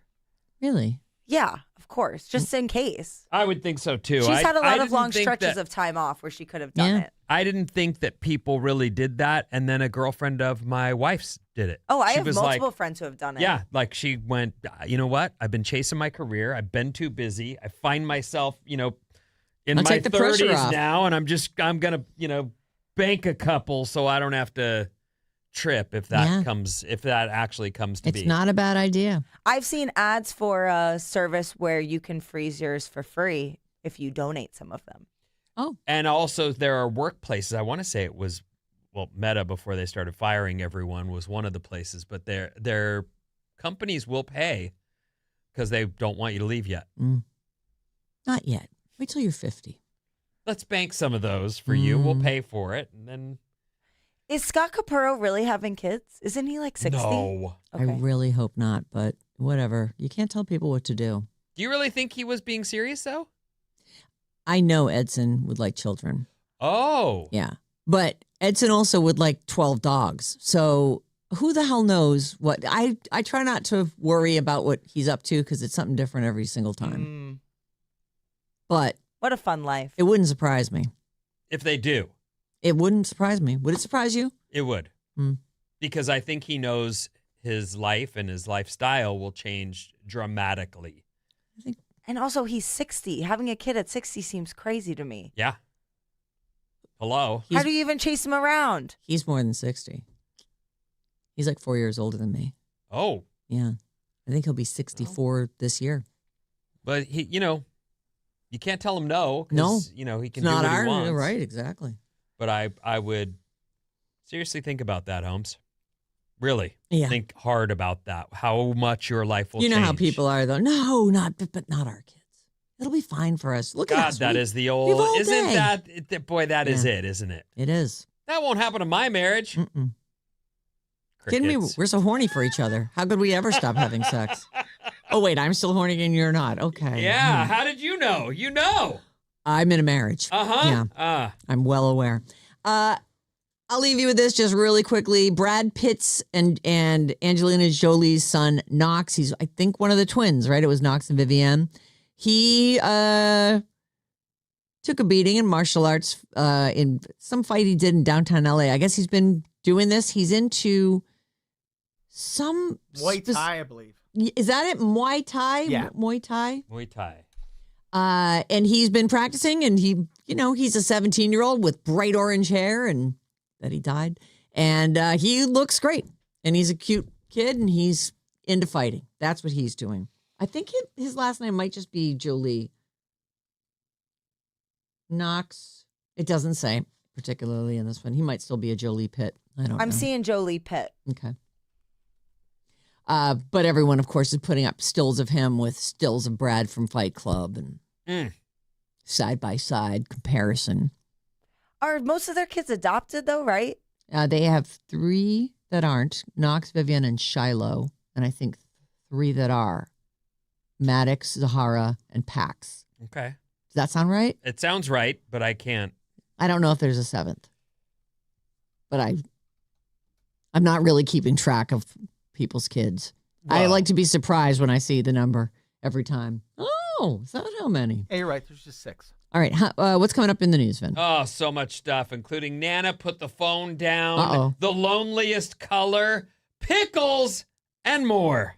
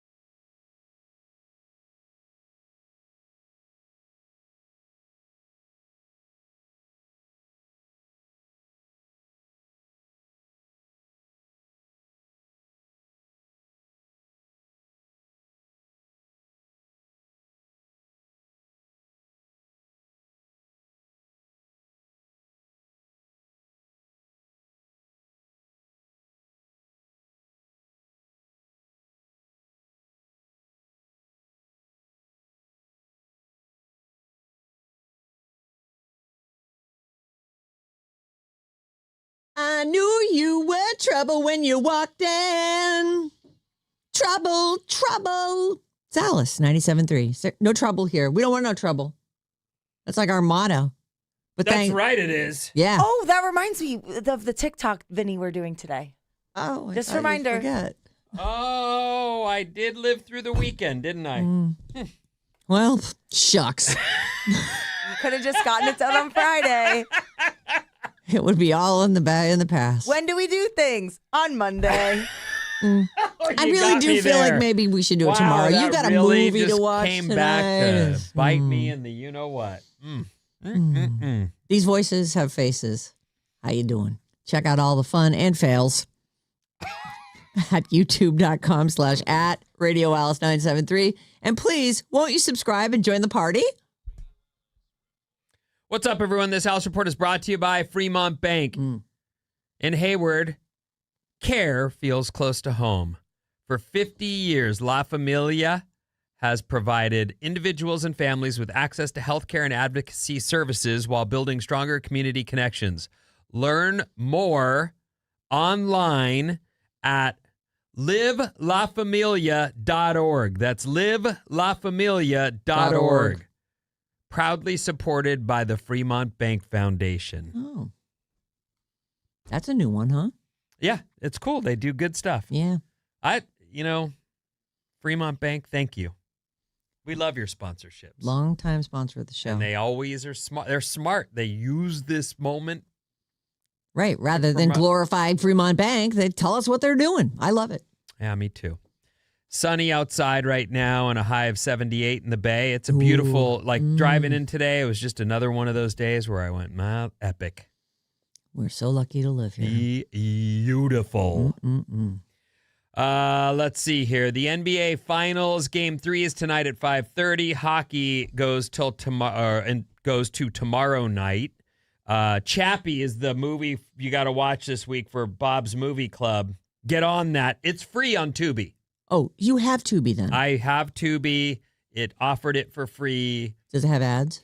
I don't know. I started it and then went, you know what? I think I can fall asleep here. And then I didn't. But, I mean, it was worth a try. I really felt like I was going that direction. Yeah. Forget about all that, though, everyone, because World Cup is about to make all other sports and anything else in the world disappear. Oh. World Cup. World Cup. It begins Thursday with Mexico taking on South Africa. The Korea Republic, which is South Korea, plays Czechia. Anyway, it's on. We're finally here. We've been hearing about World Cup. It won't begin here locally until Saturday the 13th at Levi's. And the USA is going to play its first game on Friday, it looks like evening, at the LA Stadium. Oh, so okay. They're playing down south. Fun, though. It's on. I mean, people are super into this. Whether or not it takes, North America by storm or not remains to be seen, but it's on. Well, Mexico's already pretty into it, right? And then what about Canada? Are they also, do they, like the way that Europe and Asia are into it? I guess that they're not into it like that. Okay. More like us. Yeah. They've got their hockey. Sure. And curling. Oh, that's, yes. Very Canadian. But anyway, World Cup begins this week, everyone, so get ready for the takeover. I looked at tickets to go while it's here, and you could get some pretty good actual view seats for like under $300, which is what I said my limit was. But the game's at like Tuesday at 9 p.m. Oh, yeah, no. I wouldn't be home till like 2 in the morning. No bueno. Slightly inconvenient. Yeah. Just slightly, but. Well, inconvenient for people who get up at 3. Today is National Best Friends Day. Oh. Who's your best friend? Friendship is such an incredible gift. Agreed. And I realize that many of us have family, and yet sometimes the people we talk to most are not family. They are our friends. That is true. These are the people you chose versus the people that you are stuck with. Yeah. Yeah. For some people, that's how it feels. I don't have one specific best friend, but I feel really lucky to still be friends with people I grew up with, like Deepak and Jason Sisko and Billy. Yep. Of my friends, like Brian, I see regularly. all the time, I was right? going to say Brian would probably be the guy that I, am closest to. What about Peter in Cook? person. You still seeing him? I don't see him a lot. He's busy. He is a guy. How do I put this? He is taking over the world, or Santa Cruz. One investment at a time. I He's see. very busy. Very, very busy. Well, that's good. Yeah, like opened a bar. And, Oh my God, yeah, he did? He's That's exciting. big time. Go Peter Cook. Yeah, Lighthouse Realty. Is it Lighthouse Realty and Bar? The bar, I don't think is named anything. No, You're not going to go hang at the bar. I have not been. No, and I have been invited, but that is not where I spend time in bars. Yeah, that's not for you. Nope. Okay, I'm about to do a story, Okay. and it reminded me of something that happened in my life over this weekend. McDonald's is testing AI drive-through systems. Uh-oh. And, well, no, it's not an uh-oh. I mean, they say McDonald's is testing this new AI system that can chat with customers, take orders in multiple languages, and help run restaurant operations behind the scenes. Oh. It's a move that could eventually bring technology to drive-through lanes across America.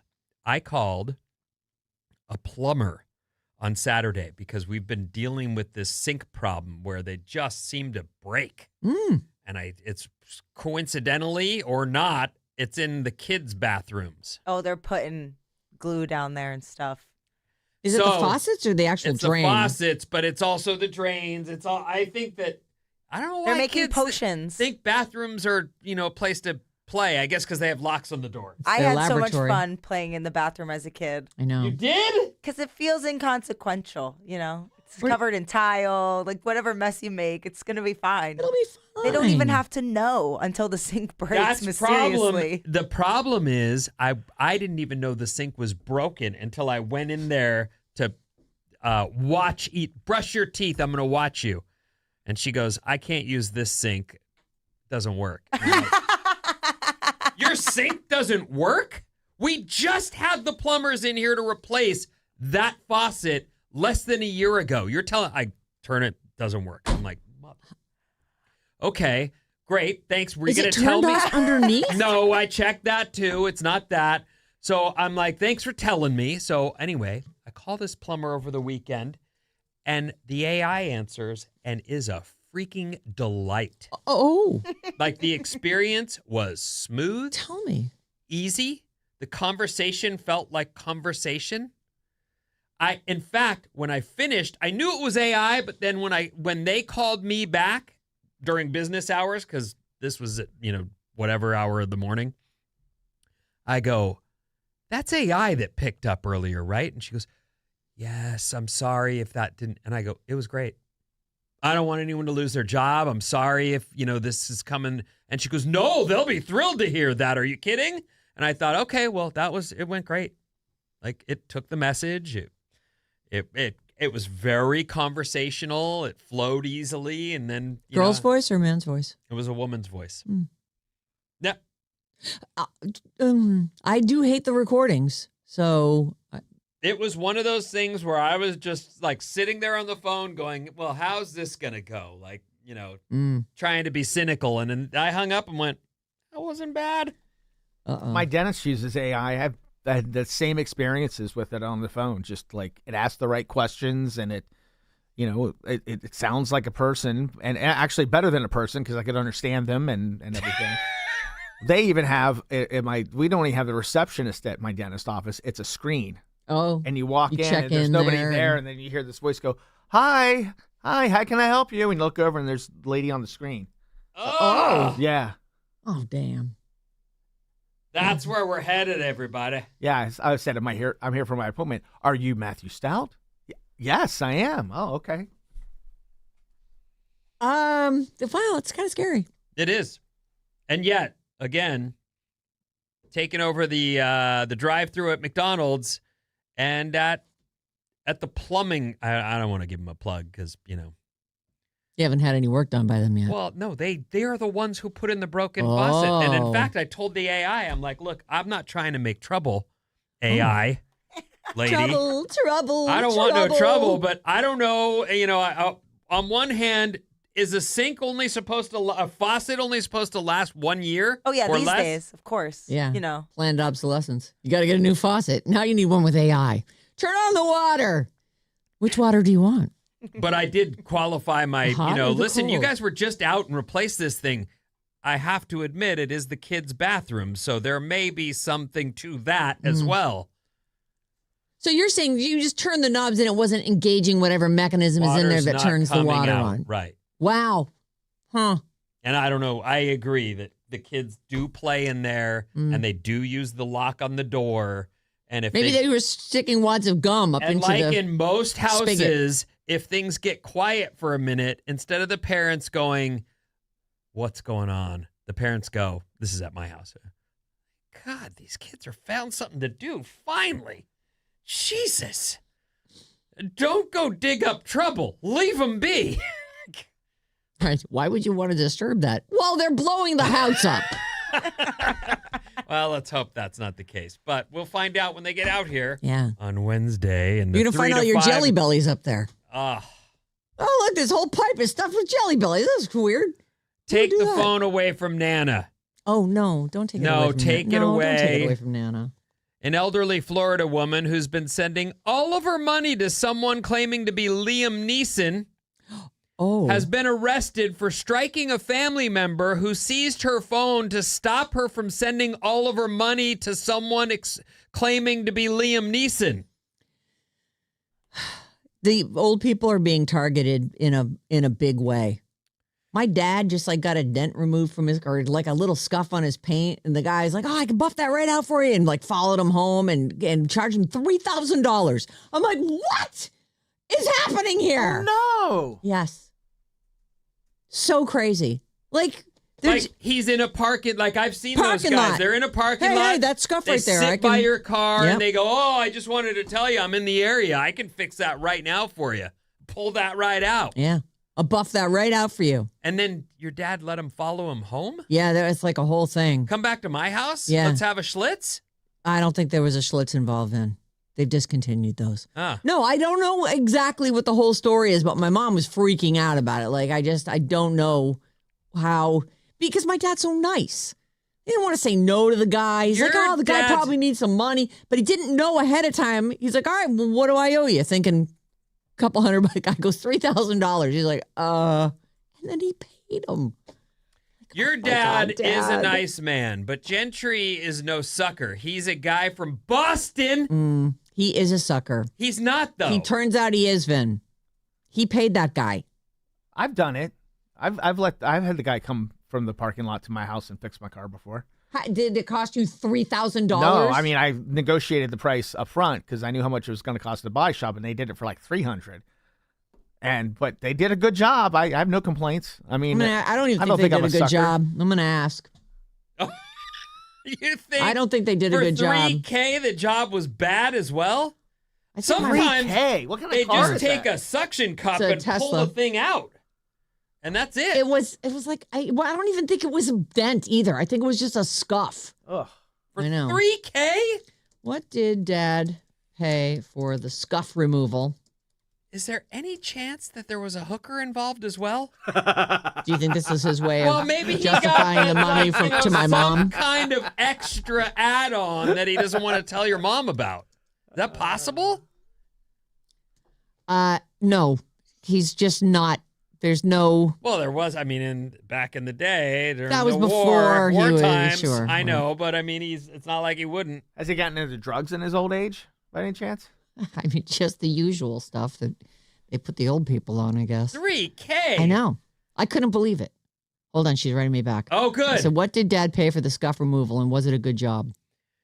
Back to our story while Ellie fills out the story, which is Judith, age 76, is in trouble because when her family tried to take her phone, the one that she was using to send Liam Neeson money. Right. Well, they called me on my phone, so of course I'm talking to them. Yikes. The family member was then battered for taking the phone by the old lady. Love will do that to you when you're all fired up. and in love with Liam Neeson and trying to send him the money he needs. Liam. Yeah. Neeson. Well, obviously he's very poor. He hasn't had a hit movie in, I don't know, 6 months. So he's going to be needing that money, lady. Judith has been sending all her money to someone claiming to be Liam Neeson. And then in an effort to save her from that, she started hitting this other woman, the family member, I'm guessing, on the head and arm. Well, maybe the lady was being mean about it, and she was like, Well, that's my phone. Give me back my phone. How could you not be mean? You've spent 76 years on this planet, and what's wrong with you that you don't know that's not Liam Neeson? That is a solid question. You'd think, though, she's so nice to Liam that she'd be even nicer to her family members. Oh, darling. Well, I've got Mr. Neeson on the phone. Neeson. I'm sure there's family members going, I asked you for $5 the other day and you said no. But Liam, he can have it all. That's just great. Just great. Mm. Anyway, I will do the pickles story next time. We've got text to get to 800-400-3697. I've confused my mom, by the way. There's Maddie. She has no idea what I'm talking about. What? Nothing. Write nothing. Okay, I'm just going to write nothing. Just write did nothing. she not know? No, Nothing. I think maybe my sister told me about it. Oh, write nothing. Nothing. Never mind. Send. Sorry, wrong text. Send. Yeah. Jane. Oops. 510. Taco Bell has AI sometimes and at the drive-thru. Don't like it. Drive-thrus can be hard enough with an actual person. I understand if it didn't go well, and that's Right. why I told you my honest review was that AI that answered the phone at the plumbing office did great. 707. Speaking of drive-thru at McDonald's, you should know that their microphone is always on. They can hear everything you're saying even before they turn their mic on. Be careful. I mean, What were you going to say? Just like, yeah. oh, I hate the guy who's about to take my order? Yeah, you guys aren't doing stand-up while you're waiting for the guy to come back into the mic? I guess we are yapping about it, aren't we? Since Bob's That guy sounds like a total idiot. Well, that's not helpful. Right. Since Bob's on the mic, an important question has come through, and I get this every few days from 415. No. Has Bob done her taxes yet? No. Did you file an Bobby. extension? No. Oh, my God. Oh, Bobby. Okay, well, you know what? That's her problem. It's not, we can't live her life for her, Vinny, What? We can't? Nope. Oh. much as we might like to. 415. I'm a director of sales at a South Bay hotel, and FIFA is a major bust for all of us. Oh. I'm hoping. I'm surprised to hear I'm that. desperately hoping that this is just the first round and that the anticipation and the excitement will build and the next round will be a complete sellout hit for everybody. Yeah, we got some teams. I mean, we got Australia, though. I thought that would be like a draw. Like, people like Australia. Guess not. 408. I'm a bit behind watching you guys on YouTube, but I took my kids this weekend to see Sheep Detectives, and it made us all cry. Oh. Unexpectedly good movie. Nicole from Danville. That was still like maybe 14th place or something. It's still, people are. Did you still take looking the at kids it. to that? I didn't get to go see that, no, but I will tell you something. The movie about the octopus. Yeah, remarkably bright creatures. So I watched that on a recommendation and loved it and bawled my head off. And, you know, it's very sort of quaint. Hallmarky. Everything kind of falls into place. So All if that's a works out. problem for you, you're not going to like it. No, it's this very, very But sweet I told story. Christina to watch it. She goes, I cried my eyes out, and I've watched it 3 times now. Mm. And each time, the same reaction. God, she's the best. What? Why does that make her the best? Because I also was like, I got to watch that again. Oh, really? Yeah. What about you? Now I got to watch Chappie. Oh, yeah, you do. I heard it's really good. Talk about I love it. It's robot police. You'll see. I can't remember anything else. I didn't even remember the robot police. I hit play, and there's the guys with the bad haircuts. And I was like, oh, yeah, these guys. Mm. And then it's all about this other thing. Anyway. Well, everybody watch it. And then 6 a.m. on Thursday morning, we'll be talking about Chappie. What's coming up in the trash, Sarah? The old picture no one wants of themselves.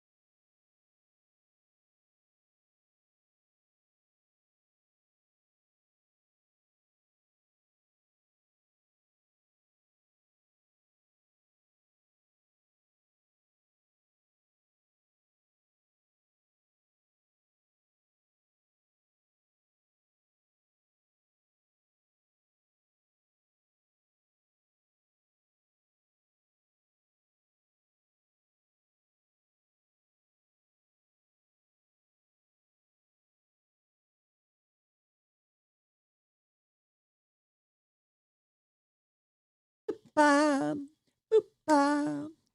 Cats and dogs and cats. It's Alice, 97.3, Sarah Vinnie, Alice's morning show. This part of this Monday morning program is brought to you by Creative Energy. Talk about doing your breathing exercises and relaxing. Just in a hot tub for a few minutes. Take better care of yourself with Creative Energy's June Wellness Event. It's going on right now. You can save big on hot tubs, saunas, cold plunges, endless pools. Get them all. Set your backyard up. Visit a Bay Area showroom or creativeenergy.com today. And then visit your backyard regularly. You can call it. What are you looking at me like that for? I'm just listening to you. You look so mad. No, I'm with. What do you mean I look mad? I looked over and you're like this. You're sharing. You just have Listen, resting- are you? Resting bitch face? I didn't know I did. I was I listening didn't to either. you. But you're looking at me so intensely, like.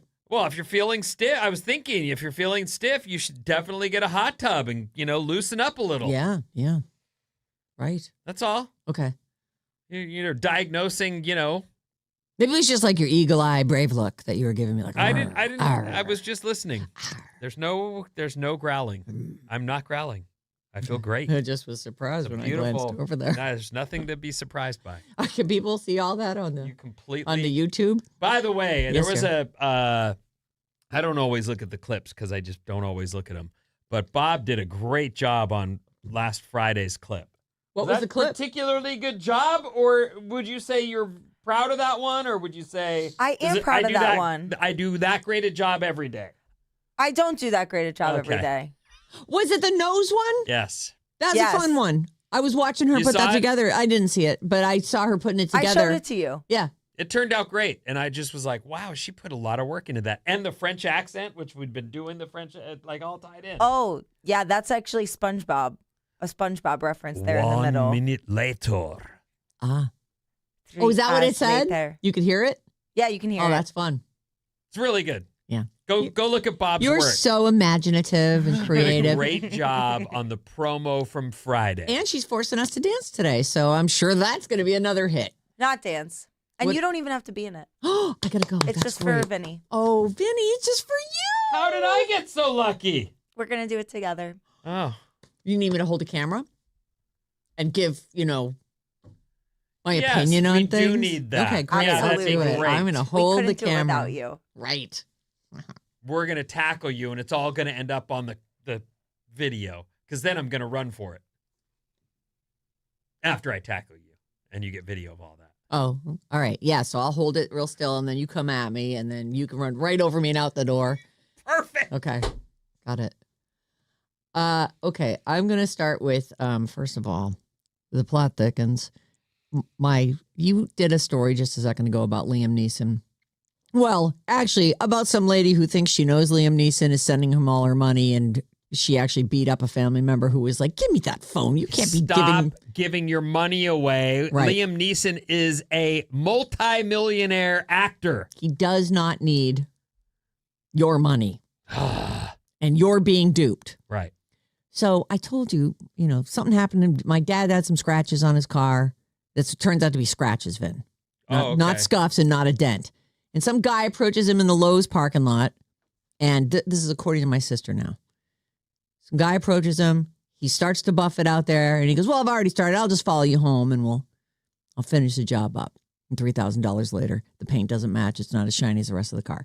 So I said to my mom, I'm like, what's up with this? And she's like, I forwarded it to Dad because I don't have a clue as to what you're talking about. And my dad writes, what are you referring to scuffs that were on my car? Like, okay. Your sister made it up? Is No. this Tina? Definitely, she did not make it up. Are they gaslighting you? No, they're just They just forgot? They're just they're old. just in their 80s. And Oh, this is boy. exactly how people end up sending money to Liam Neeson. Right. And And that's that it. is- They're a mark. And then that's it. I would have expected, Gentry, you're from Boston, dude, that someone in the parking lot trying to sell you speakers He'd be like, talk to the hand. or fixing your Anything. car. Like, these are people you say, no thanks, and Yep. keep walking. You don't I know. engage. You don't say, whoa. Well, He's let me a come pretty around friendly the back guy. and look inside your... Yeah, but I you know. don't engage. I know. That's how they He get doesn't you. even remember that he did engage. So Oh it's, my, at this point- $3,000 this guy got out of him.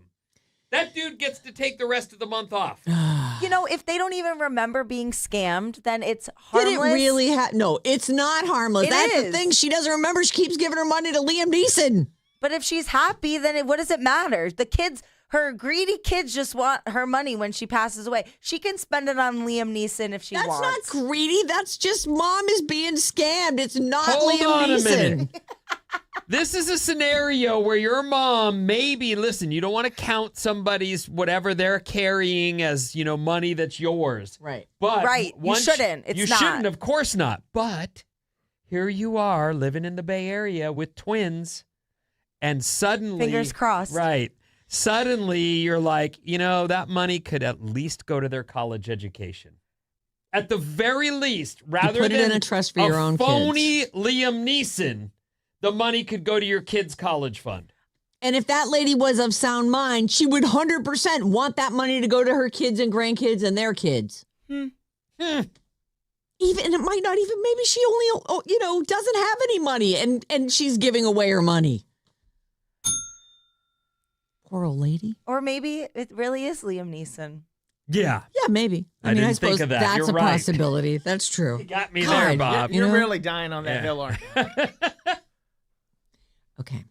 Now, things happen in our lives, and Oh, do they? we live to regret them. Oh, my God. And sometimes we didn't even know they happened until later, like when we wake up and look in the mirror and we've got Sharpie all over our face and all the way over our body, and we were clearly naked and we've been written all over, and they were charging $1 a Polaroid for this, huh? You're mixing up stories, but go on. Tell me the well, story. No, there's no. Refresh my memory. I'd rather just stay on topic. What is the reason you're talking about? Well, this happened You're to combining somebody two stories famous. out of my life. Whoa. Yeah.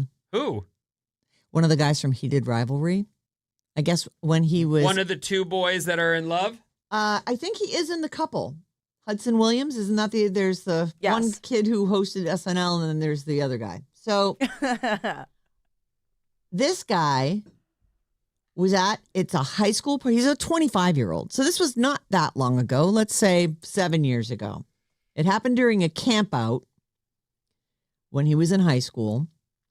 And it's not a good look for him, but I gotta say, having heard your stories, I'm like, well, someone obviously drew a swastika on his forehead and he didn't know it was there. And by the way, everybody in all these pictures is also covered in Sharpie. They clearly had a Sharpie They wrote party. on his clothes, so the story is slightly different in that I got ripped on tequila at the Melton's house in their garage and passed out. I have no memory of what Darcy, the girl I ended up going out with for many years, I hated her. But she wormed her way in. Well, she wrote her name on your junk. On my man zone, exactly. And Julie Vasquez, who was a girl I grew up with. So these are, I knew Julie. And they were now handling your drunken junk. I have no memory whatsoever of them stripping me naked and writing all over my body. When I got home, I went to bed. I woke up the next day. My friend Billy came over and he's like, let's go surfing. What is wrong with you? But I didn't know that they'd gotten me the way they'd gotten me. It was all over me. So I was covered in places that I was only just discovering as I was changing into my wetsuit. And my buddy's like, oh my God, bro. So this has happened more than once because there is also I was another totally separate. No one wrote on me that time. That was just you passed out. They stripped you naked. And this was on our trip, the senior trip to Mazatlan. Everybody had their night too, by the way. So this just didn't happen to me. Every one of us had a night. But I ended up back in the room, in my bed. I had to put myself to sleep because it had been a day of drinking. You know those days. The olden days. And what happened after that was when my friends got home from the bars and then they were having fun at my expense. How much were they charging for each I don't Polaroid? remember, but there were Polaroids involved and they were pulling people in from the hall. And then soon there was a line. Come in for a shot and Naked a photo drunk with guy. a naked drunk guy. And That's horrible. I mean, you're telling it like it's funny, but it is horrible. It and is you actually shouldn't horrible. Do that it's to horrible. somebody. The next day at the pool, I'm like seeing the Everyone's evidence. got the Polaroids Yeah. out. And I was just like, oh. You know what the great thing about that is, though? Those Polaroids, probably you can't even make them out anymore. You know, those things fade. Nobody. Who knows? I may have can looked see really young vid- good. Well, I mean, maybe. you know, I mean, you were was young. Right. I just like I've been written on my face. I've had so many dongs put on my face that I can't even Oh, count goodness. because I tend to pass out before people. How exciting for you. So Can't even count. yeah, my face full of dongs. yeah. I There's had a pictures nickel. all over of me A with, face for a dong. right there. And, Fit for a dong. but people they put things on you you don't want on you. That's Right. the whole point. So Right. to get it back to the story, this guy, I have all sympathy for him. I don't think he had any idea. You don't know what people are writing on Yeah, you. and actually, people are saying, why as a straight man, why is he as a straight man having AIDS written on himself as a form of a joke? It's like this guy, other people wrote on him. Yeah. This was not. He did not do this. Has to he himself. having them right. Yeah, he's not asking. Oh, make sure you put a swastika on my forehead. Make sure you write AIDS on me. Like this is fun at a party that, unfortunately, for everyone, the internet exists, and all these photos are. I'm sure all those people are tagged in all those photos, and everybody's got them. And yikes! I Anyway. tried Googling to find a story, and most of them don't even have the pictures in it. So his PR team is on top of it. Oh, that's good news. It's right here on Twitter. Well, that's a dark place. Well, so. I would like to think he's not going to have to come out and say, I did not approve the swastika on my forehead, much like Maddie didn't get an opportunity to say, I would like, 7 dongs on my face. He's got a comment. The sources close to him say this happened during a camp out when he and his friends got drunk, drew all over each other's bodies and clothes with markers. Who hasn't been at a marker party? And I mean, not that you'd end up with a swastika on you, you'd hope. But dongs all over your face, that happens. Hudson reportedly didn't know what was drawn on him when the photo was taken. He says it's completely inexcusable, except that I find it totally excusable because I know you, Finn, and I know that bad things happen when you let other people draw on you. I didn't let anybody draw on me. I didn't let them. But they did it anyway. I was. Yeah, these out people are all cold. still standing, actually. And it looks like they started. He doesn't look that ripped. This must be the next day, right? Because he doesn't look wasted. It looks like it looks like it's that night. And here's the thing. They all have T-shirts on, and it looks like they started by everybody signing their names on everybody else's T-shirts. Mm-hmm. We used to do highlighter parties where we would do that. Oh. You'd wear all white and then you'd draw all over each other in your clothes. Really? Mm-hmm. Highlighter parties. Yeah, because then you don't have to deal with the permanent Sharpie getting that off. And then you turn on the black light. And you're right, like, and it's black light, "Woo! exactly. Huh. We Just look an so excuse to- fancy." Well, that touch sounds. each other, yeah, know? that sounds fun. Oh. This other thing is, punishment for passing out first. Right. I Like, have not experienced that. If you don't want that to happen to you, don't pass out. Right, you should be more Pace responsible with yourself. your underage drinking. Exactly. And the faces that you can see in this, besides his, because some of them are blurred out, they do also have writing on them. So clearly everybody was writing on everybody else. He says he didn't know it was drawn on him when it was taken, but it's completely inexcusable. He understands the hurt and disappointment the photo has caused and deeply regrets it. And he doesn't condone or support the offensive markings that were drawn on him. Beautiful.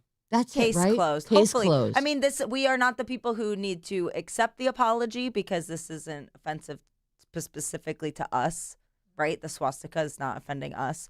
But I'm offended by it. well, no, I know, of Right. course, but you know It what certainly I'm saying. is a symbol of a terrible thing that happened. Well, look, it's got to be in context. Here's a dude who passed out, right? Mm-hmm.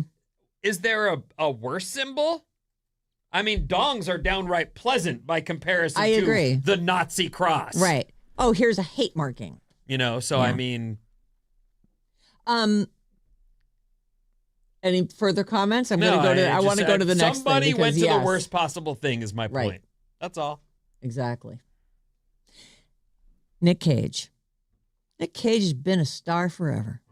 Boy. I think the first thing I ever saw him in maybe was Mallrats.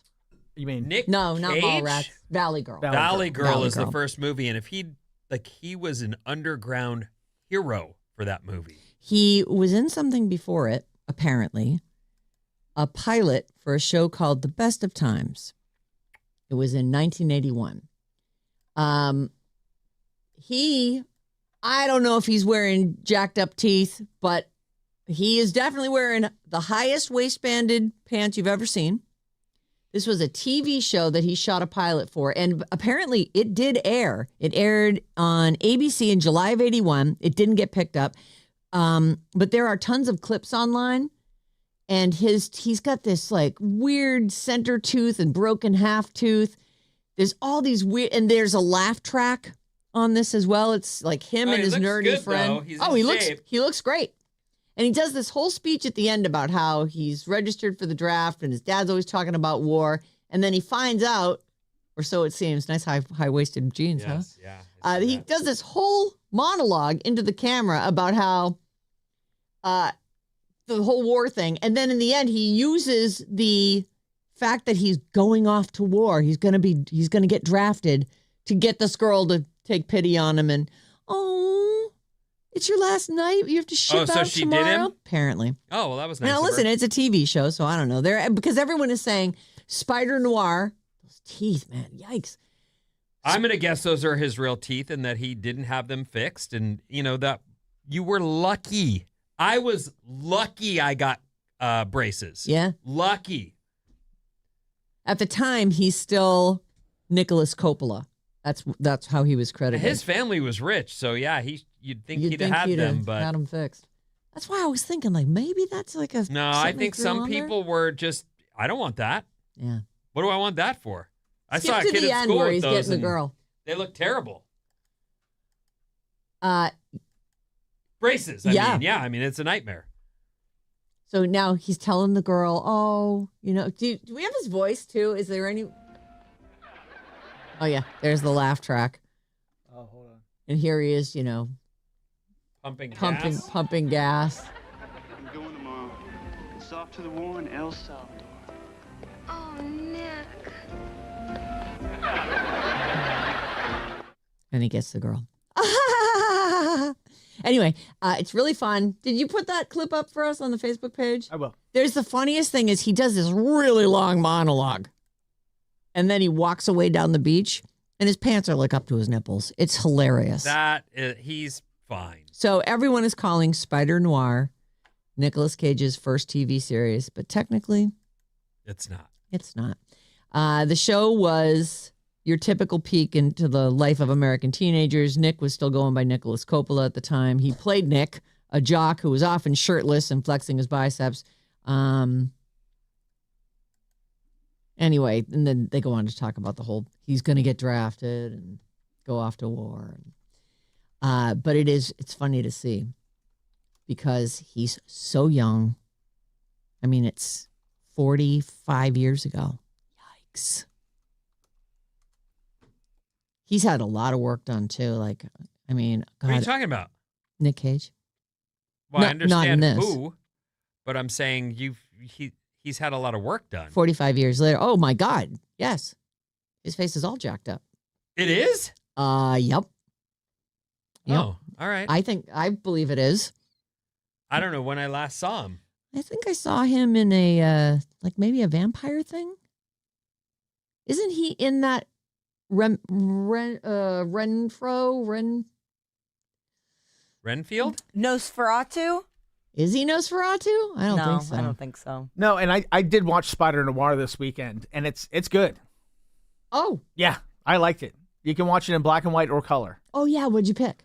I started it in black and white, and then I'm like, why am I wasting my color TV on this I gotta black go and to white? color. Yeah. I started watching it in color. Oh, my God. They're showing the before and after of his teeth. Yeah, he did the right thing getting his teeth done. Oh, no. I think people should keep their real teeth. Oh, I don't know. No. Sometimes that's a no. No. Those were Yeah, big those are the That was a worst teeth mess. I've ever seen. There's like, Not ever, but yeah. I mean, He's right, got little you're right. teeth, Not big a- teeth, sideways dragon teeth, dragon teeth, couple vampire teeth in there. third row. So, Spider Noir. What's that on? That's on Prime. Okay. No. You know what? I'm just going to mention this because I'll probably never get back to it. Guy Fieri, Yeah. the chef. Somebody, He's from around here, right? He's the guy in the North Bay. I believe so. Okay. You know when someone is just hyper focused on someone else, to the point where they can now troll the internet and look at every piece of footage of that person of all time. Like, they overdo it. They're obsessed. This is one of those times. This guy does have a point, though. He shows all these clips of Guy Fieri not eating. Sometimes they show him putting food into his mouth, and then there's a quick cut on the camera, and the food is like it's like chipmunked, and he has all these examples of all the times. Like, and look, if you were doing multiple takes or you were already full, maybe you wouldn't eat it. I am sure that is like a serious problem with that job he's got. Right. I can't eat all freaking day doing these shows. I can't. I'm sure that makes perfect sense. So he's saying Guy's secret is he really doesn't eat. You might see him put food in his mouth, even chew it a full times, but you pretty much never see him swallow. He's looking at the guy's thing. They'll do a cut. So this guy's name, by the way, is Dr. Spaghetti, which kind of tells you everything you need to know. But there's times when he flat out fakes it, like one scene where he allegedly takes a bite of food from chopsticks, and he slows the video down. This guy goes frame by frame on all these things, and there's no food. Can we get this guy to look into Savannah Guthrie's mom's disappearance? Yeah, no kidding. Yes, if he could great spend detective this skills. kind of right. Do something useful. Spaghetti. Dr. Spaghetti. Oh my God. So we do have it, right? We do. Are we going to put it up? It's up on the Facebook page, and it is 30 minutes of analysis. It really is crazy. It's no joke. He didn't even swallow on hot ones? That's what he's saying, yeah.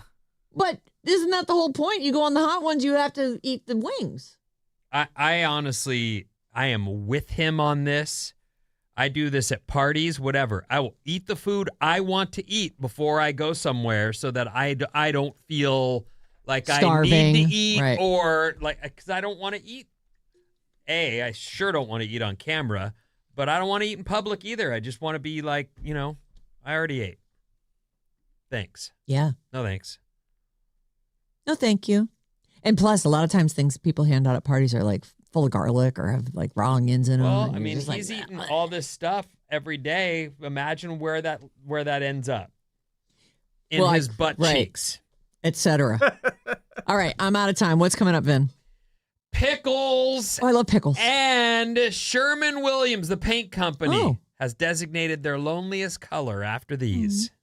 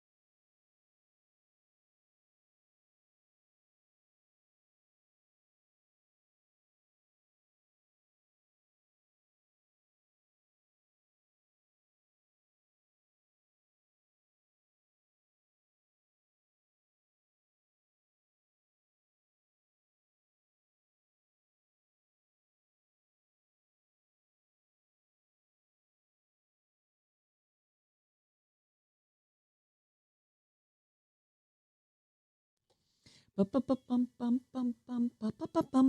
97.3. Sarah Vinnie, Alice Moore Show. That's a good song. We're all grooving to that. It's a good one. Live stream, podcast, contest. It's all sitting there waiting for you. Alice at radioalice.com. What's up, everyone? This Alice Report is brought to you by Jumpstart MD. Want to get in shape this summer? Start your weight loss journey with Jumpstart MD. Mention Alice and save up to 70% in June. Incredible. Call 855-JUMPSTART or visit jumpstartmd.com. Sunny and warm today. Another nice day in the Bay. Hope you have a great one, and thank you for choosing us. Yeah, nice to have you here. We know the dial is right there in the car with you, so. Never touch it. Right.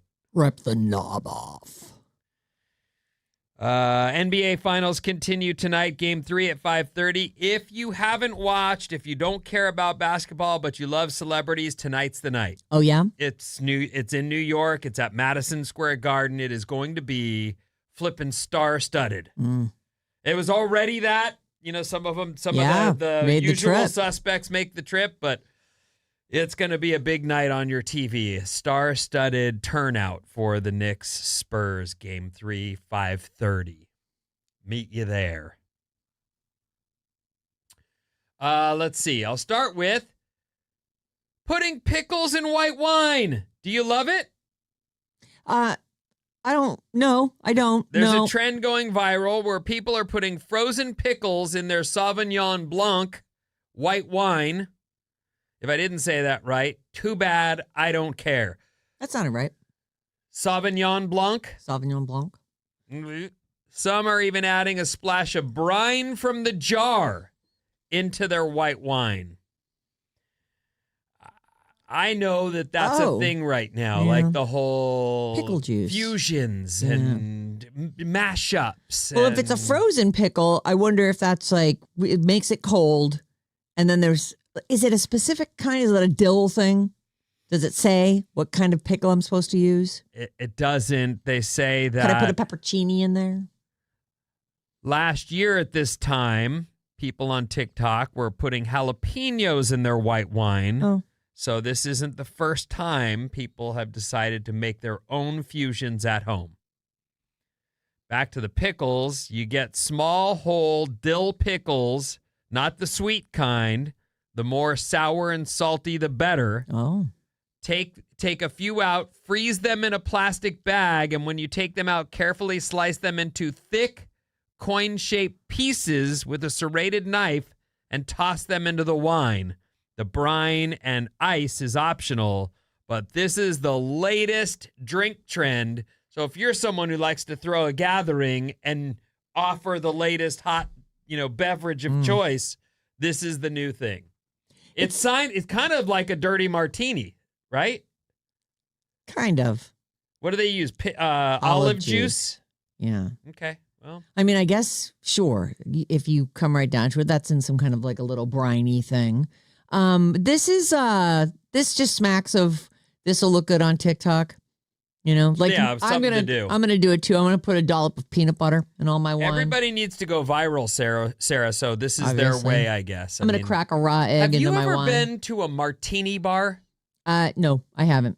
You mean like one of those ones with a piano in it?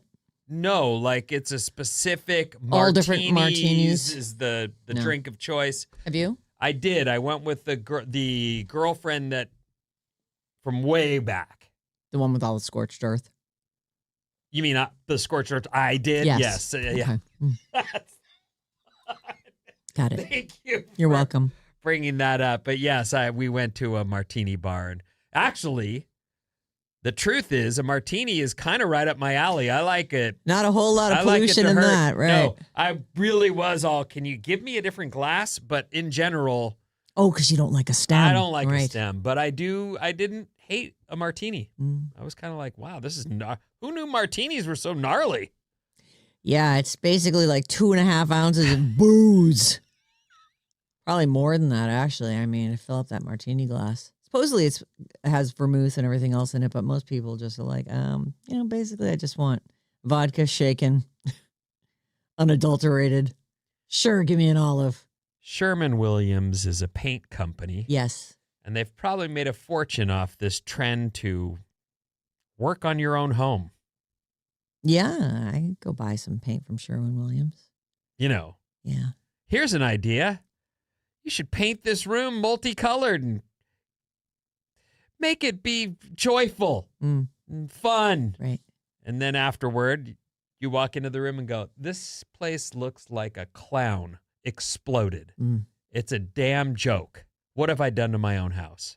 Well, you can always paint over it. Right. Anyway, Sherwin-Williams has just named its loneliest color. Okay, can I guess? They say no one buys this. Oh. That's what It's not just one that evokes a lonely feeling. No, this is. I was going to say like a dark gray with a tinge of purple, like a blustery day. That sounds cute. Right. People like that? Sure. It could be like lonely and like bruised. No, that looks like it'll fly off the shelves. Yeah. You know. So the loneliest, the one no one ever buys. They're calling it, they say, this sits on the shelf. It's rarely purchased and or used. And the official loneliest color is something called offbeat green. Now. Offbeat green. If you're like me, a child of the 70s, this color feels right at home. And I actually I would paint anything that color. Let's have a look. Here it is. This is offbeat green. Oh, I love that color. How is that the loneliest color? It's that absolutely avocado green.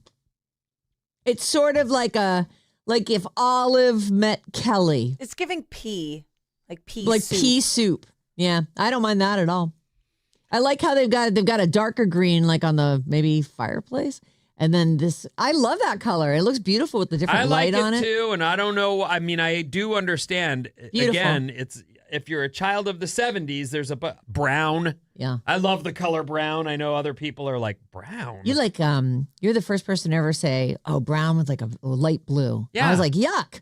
And then now it's like everywhere. I love it. It's,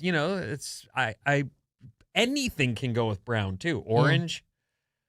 Whatever. So anyway, that color is their loneliest color, and I'm sad because I think that's a cool color, and I miss the good old days. I went to go buy for the first time. I was going to go buy. I can't remember if it was a fridge, but I went to an appliance store and went, "Are you guys kidding? You only sell stainless steel and sometimes black." Only stainless steel. Oh. There was nothing available in color. I was like, you guys, can I get a color? No. This is what we sell. I was really surprised. It seemed to me like, what happened to a little sense of individuality? Right. It also is hard to clean stainless steel. I don't get it. You get fingerprints on it, and there's like can you special explain cleaners. I really can't, Vin. For so long, it was like the granite top with the stainless steel refrigerator, and all the appliances were stainless. I was like, I am never doing that because that is going to be such, so of the 2000s or of the, whatever. We got one of those fridges that doesn't have a face on it, and you can put we put our own white panel on it. That's really weird to go into an appliance store and find out that not just the fridge, all the appliances. Stainless steel. That's what's available. Well, you guys got anything with some... And it stains. Like gets especially when you have kids. Ugh. They constantly put their finger on it. I was surprised to see that. Like I thought the whole point of stores where you buy things, is to offer some individuality. And right. There's no individuality available at all. There's a couple companies that do like kind of retro colors and retro shapes. Like everything looks kind of rounded. But they're not reputable in terms of the brand name being someone that you can trust. Right. I can't buy a colored, why'd you buy that? Because it was red. Right. There's this company that does these old-fashioned looking fridges. Yeah. And it's called Smeg. Yes. And I'm like, I really don't want the word Smeg written really big in my kitchen. You do. I mean, I do. It's do. true. I sure definitely do. thought it was Did awesome. you buy it? No, we didn't buy it. Oh! No, I saw those too and went, I'm not going to be back here in 2 years because I wanted the one that says Smeg. Well, you were going to buy it specifically for that reason. Well, I can be kind of might. Yeah. He's missing a couple of letters, but you can always add those on. Anyway, a family in Oklahoma took in a stray cat that later gave birth to 5 kittens. Oh. When they came back, there were 6, or so they thought. By the way, taking them in means, in my mind, you take them into your home. Right. That's not, I don't think that's what happened here. Oh, is this a barn cat? When they looked closer, they realized the 6th kitten was actually a bunny. Oh.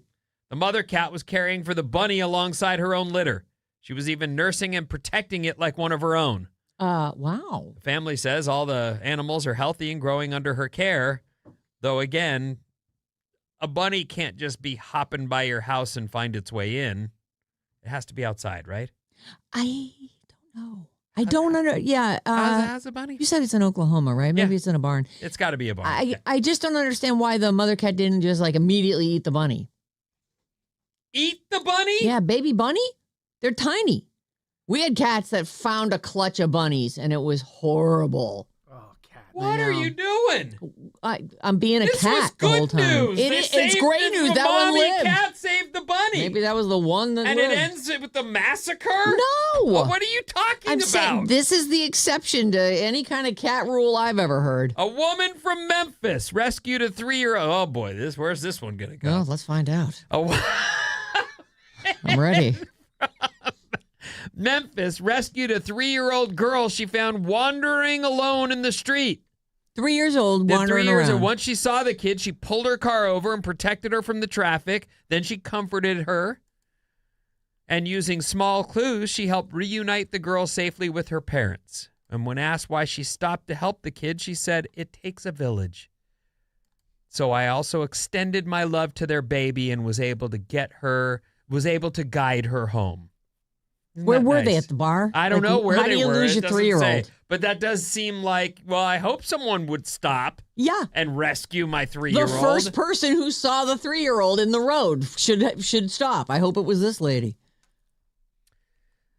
Speaking of babies on the road, a baby moose was trapped on a busy highway in British Columbia, but no. everyone stopped traffic and a kind man helped lift the calf over the divider, and the calf then crossed the road and reunited with its family. It was a tense situation at first, but it was all cool. Like everything worked out. The traffic stopped, the animal was reunited with its mommy, and the moose lives on to... Make more moosies. I was Meese. going to say moo another day, but they don't moo. Oh. That's the cows. What do mooses do? They put- Moose. Yeah, they say they have put it. It's pluralized. It's Ah! not just one moo. It's Meese. I mean, we had, moose. I was going to say penguins, but there were no penguins on today's show. We had What? the bird at the dump. Oh, the peacock. The peacock! Yeah. Not the penguin. It was cock talk, not You're penguin right. talk. Sorry, my bad. Don't play Is this a moose? Yeah. Oh, Let's here hear we it. go. All right, Moose, get to it. Well, these aren't All making right, any noise cue at it all. up, and I mean, Yeah, it was on the fly. moose. 4 in 10 drivers. Is that you? Oh, no. Oh my God, I thought That Maddie is was the making most awesome animal sound I've ever heard. It's the wail of the land.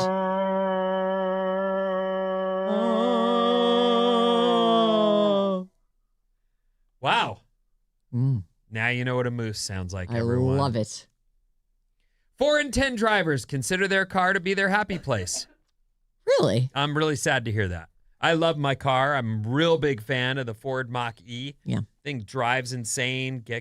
I You might get- love your car, but people get aggro in their cars. So Yeah. maybe they get no happy place from it because they're afraid someone's going to hit their baby. Commuting is it's work. Mm, It's part of my day. That's part of my work day. chunk of your day. And my happy place is in the ocean surfing. Like your car? Yeah. Then again, if you got a lot of people at home and you find yourself sitting in the car in the driveway going, I can't yet. I don't want to get out of the car. I can't go in there. Do it. Everyone's going to ask me for stuff. I just So can't. much to do I love in there. I love being in my car. You do? Yeah, absolutely. Like I drove to LA this weekend. Just had a great time. What word did you just say? You drove down there. Drove? I don't know. I drove down there. Yeah, that's what you said. Yeah. Driv? I drove down there. Sometimes, the accent comes out. Is that what it was? Driv. So that's how they say it in West Virginia. He driv. They driv? Yeah. Driv. Okay. Anyway, I understand. I love my car. I just spend too much time in it. I'm not going to call that my Spend more happy than 10% place. of your day. And if I can go surfing, then there's my happy place. Anyway, 800-400-3697. That's our text number, and Maddie's on the show. All right, let's see here. 650, trick for stainless steel. Lemon juice cleans it up nicely. Love you guys. Been listening forever. Is that true? I don't. I get this special cleaner and everything. Ugh. What's the trick for carbon copy kitchens? Because that's what we've got. Everybody has stainless. Jesus. Just paint your stainless steel. I can't believe you go into a place and they're like, what do you mean colors? Yeah. Don't you want stainless steel like everyone else has? You don't even offer anything else? No, why would we? Everybody wants this. Okay. 650 Brewer here in Portland, Oregon. Pickled infused lager is all the rage this summer season. Even PBR has one. Oh. Bob, will you try it? Pauline on the app. That sounds better than pickled wine. Yeah, wine is already terrible. Like adding pickles to it sounds like just like making it more sour. But the pickle in a lager sounds like a nice compliment to the hops. Isn't there like a pickled chip that recently came? I feel like I had some pickled chips. You know what? I remember a time, I know exactly the place I was. I was with my friend Danny Swan. We walked into this place where they would sell us beer when we were underage in Del Mar, California. So that was your happy place. One of them. And we get our, beer, but we also get sandwiches. And he goes, oh my God, they've got salt and vinegar chips. Oh, yeah. Well, they were new in California at the time, which I would have been an 18-year-old, which means that was at least 5 years ago, when they were brand new. But he was like, on the East Coast, salt and vinegar chips are huge. They hadn't made it to the West Coast, and he bought some, and I tried it and was like, that's terrible. Later, I developed a taste for it, but I can imagine watering thinking about salt and vinegar. Pickle chips are probably in that same vein. Like it's got a little tang to it. We put vinegar on our French fries, so that's a thing too. Yeah, I don't like that. I like ketchup. I've had that on the malted boardwalk. vinegar on the boardwalk. Yeah, you do stuff. it on your fish and chips. Sure. Yeah. Yep. Let's see here. 707. I hope these trending drinkers are using jug or boxed wine for their pickled infusions. It's blasphemous. Yeah, I was going to say, you only do that with crappy wine, right? I don't know. 650. The loneliest color is Eeyore Gray. Oh. Eeyore Gray. I think that's kind of what right? Does he have kind of a hint of purple in him? A little bit, yeah. Yeah, like a blustery day. I'm telling you, I grew up with that green. The green they say no one buys, I think is beautiful. Up with that. It's daring, though. It's a bright, I don't know. It has like a darkness to it, but it's that avocado. There was another name for it, or maybe it was avocado. I think it was avocado. There was harvest gold. There was like a maroon, right? The gold, the maroon, the darker brown, like a sienna or something. Yeah. A burnt orange. Yep. All these colors were part of my 70s, man. It's what I grew up with. Yeah, and that green was a beautiful counterpoint. I liked it. I shared the loneliest color on the Alice 973 Instagram if you want to check it out. Oh yeah, go take a look. I actually think it's really pretty. And some of the pictures that were showing examples of them painting it in rooms, I was like, that's gorgeous. It's awful.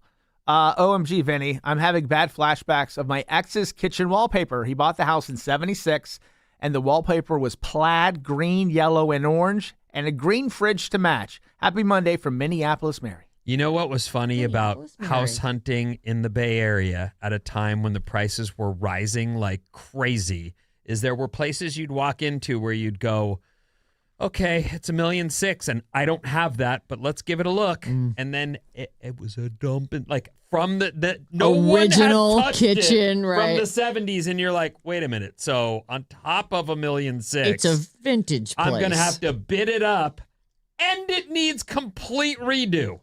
Or you can just live in the 70s. Great. Yeah. Super. Everything old is new again. Perfect. The perfect time.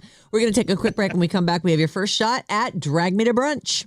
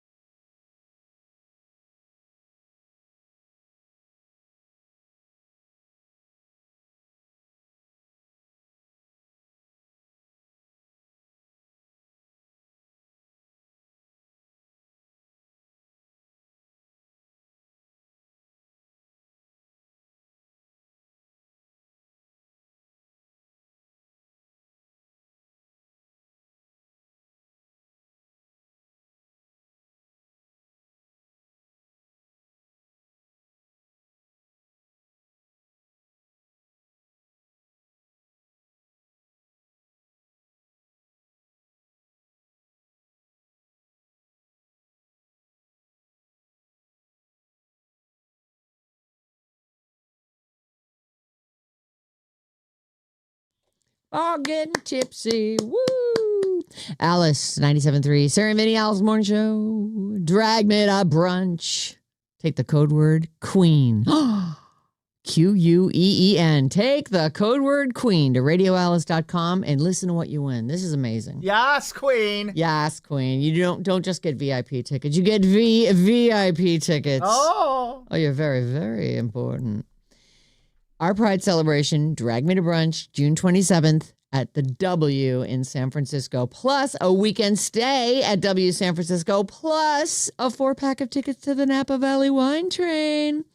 I mean, you could bring your pickles with you if you wanted to, or just enjoy the delicious wine.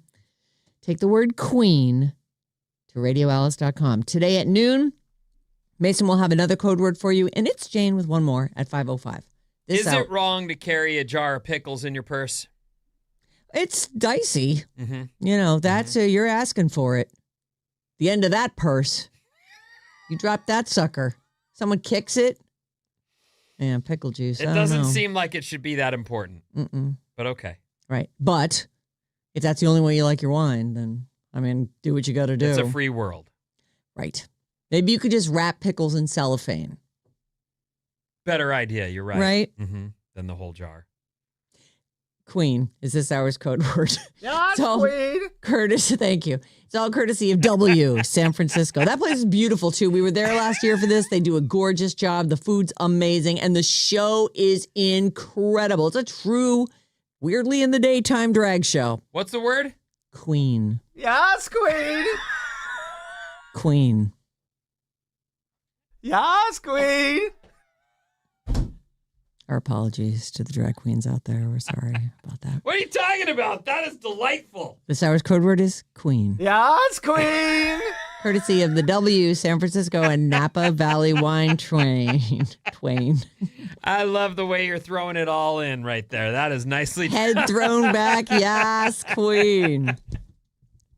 Beautiful. You can call or text us to ask Maddie to stop. 800-400-3697 This is the phone number. Works all the time. Text, Queen. Oh, boy. Okay, one too far. Email us anytime, Sarah and Vinnie at odyssey.com. Your comments are always welcome. No, nothing? All right. I enjoyed that very much. Right, me too. It was fun. It was a good time. Thanks, Maddie. Ariana Grande, she played over the weekend. She did. Yeah, and all the shows are sold out. There's 2 more, one tomorrow night and one on Wednesday night. But people were saying it was like really emotional. And she divided it up into not eras, into segments, different sections of the Katy show. What did Katy Perry call it? Lifetimes or timelines or Yeah, she is the Lifetime store. Lifetimes. Yeah, they all are like, oh, well, that's what you do. Thanks, Taylor. Mm-hmm. So People she's said she doing. was amazing. What did you say? Marriages? No. Oh, Although she did apparently talk about her failed marriage. different boyfriend Yeah. eras. It's just eons. This I is don't the know. time during the pandemic when I married some real estate guy. Landmarks. Right. I know. What? He's some rando. What in the? It was a Maybe- weird time for all of us. It really was. It's true. Let me see if anything else is coming up this week. The 12th, I guess, is Friday night. And that was supposed to be the Pussycat Dolls. Remember, they were at the Shoreline Amphitheater, and they're just, they said, we're not selling any tickets. We have to cancel. We're rethinking the whole thing. That's canceled. So if you have tickets, you might want to try and get a refund if you're just hearing about it now. Ringo Starr is also in town this week at the San Jose Civic Center. Is that right? Yeah. On the 11th. I think that's Thursday. I don't know. Maybe you're into that. Ringo Starr. I mean, is he in his 80s? I'm pretty sure. He's got to be. Yeah. Yeah. Elton John serenades Dua Lipa and Callum Turner with the performance of Your Song during their second wedding in Sicily. They just did it at, remember I was telling you it was like Maplethorpe or something? I can't remember where their first one was. I'm sure it's here somewhere. Marylebone.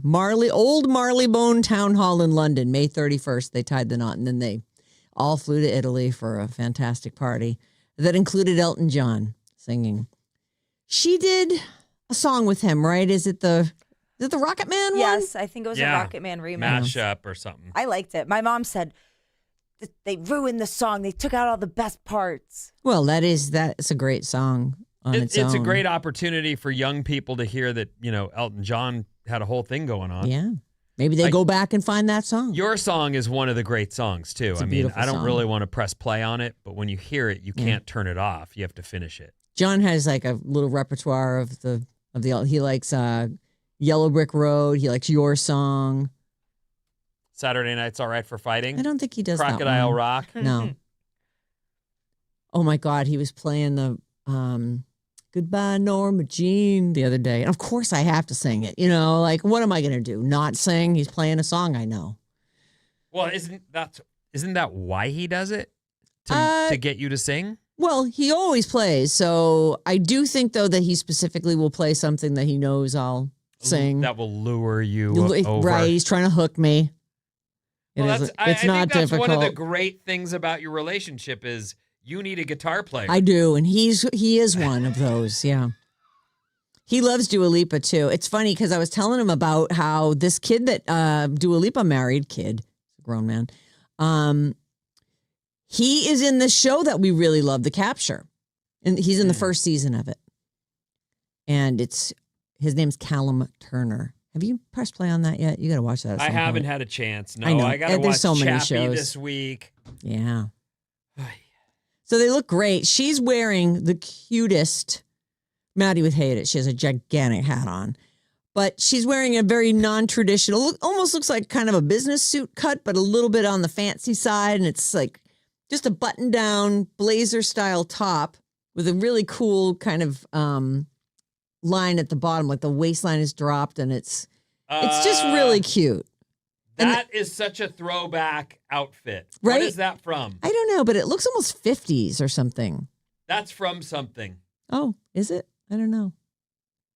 But she's also got the skirt itself is down just below the knee, but then it has a bit of a train out the back. So it's cute. And everyone's throwing rice or petals or whatever they're doing. It's really cute. She had an after party dress too. Still, I wouldn't call it a traditional wedding gown, but it's got like feathers all over it. Oh. On the skirt. Can you find me that one? I like to see those. Do you? And it's a halter To me, top. this is kind of like a going away outfit in a way. The one you leave the reception on. Oh, the suit. The suit is. Because especially with that hat, it just doesn't feel like a wedding outfit. I don't know what to so make of cute it. though.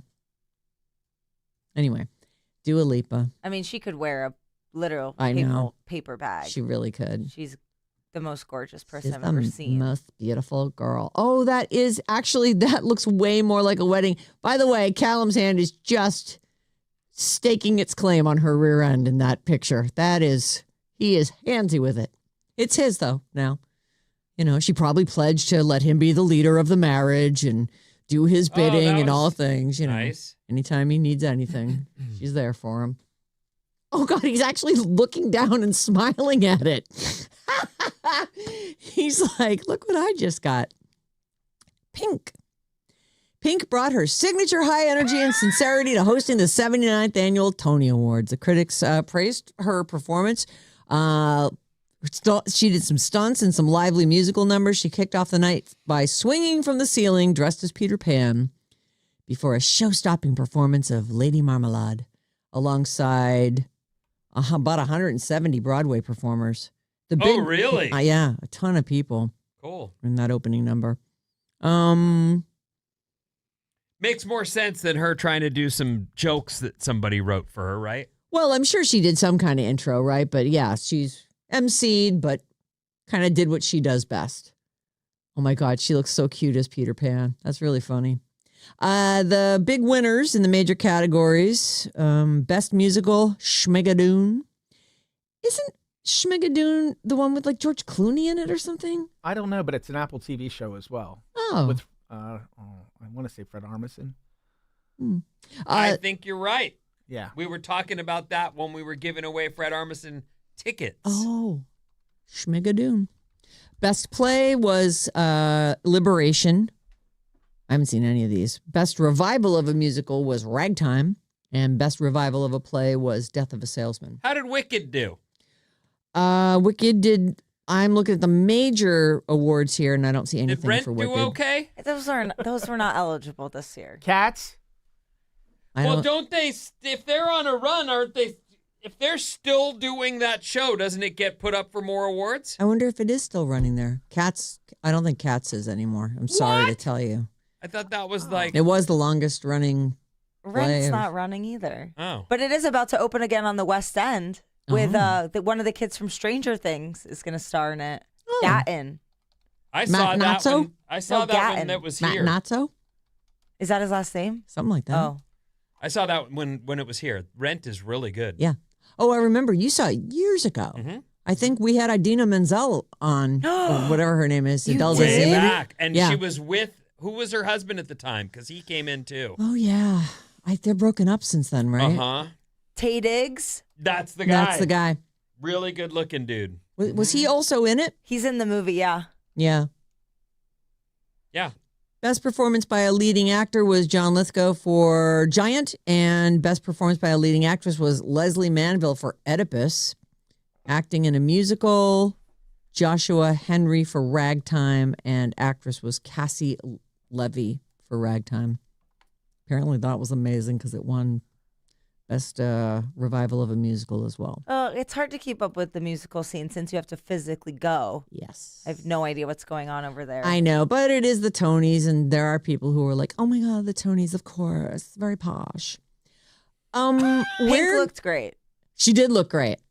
Here's your headline: Olivia Rodrigo debuts new song with Robert Smith during surprise set at Primavera Sound. What's Wrong With Me is the name of the song, and it marks her first ever collaboration.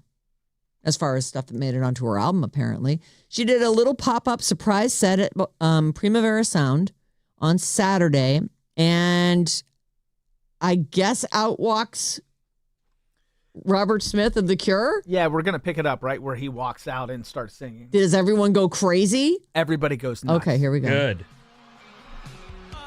Turn it up. Looking for distractions.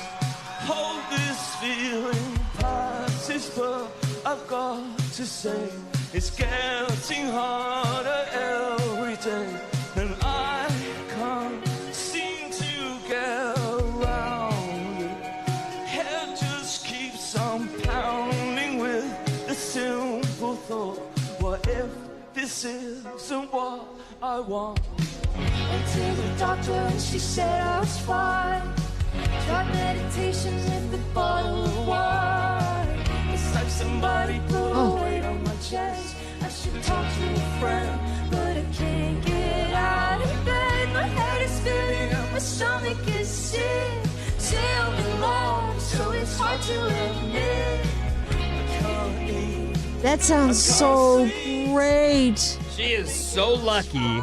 I love him so much. I would do anything. Well, she's gushing about it. She loves I wouldn't him too. kiss him, but I'd let him do the other stuff. Oh, well, just close your eyes. I man. can't. But I love him. Don't you? Yes, I do. He's And so just- uniquely him at all and times. yeah, A I voice love and the style. recognizability Right. of like certain artists that you're like, oh, that's. So you hear two words and you're like, That that's young that person. man's got his own thing, doesn't he? Young I mean, man? he's old now, but you know. But back in the day. So there you go. That's a nice new song. Good And for Madonna her. has unveiled a new song as well. It's called Love Sensation. It's the third single ahead of Confessions 2, which is coming out July 3rd. Have you been seeing some of the video that they've released where she's conversing with people? I guess this is part of Confessions where they're talking about Oh, sex they're telling and their different things. No, I haven't seen that. What did you Okay. see? They get dirty, Well, which is not that surprising, that's but good. they're talking about whole pictures, and I was like, whole pictures? Whoa. Pictures of holes. Okay, got it. Yikes. Here we go. This is Love Sensation.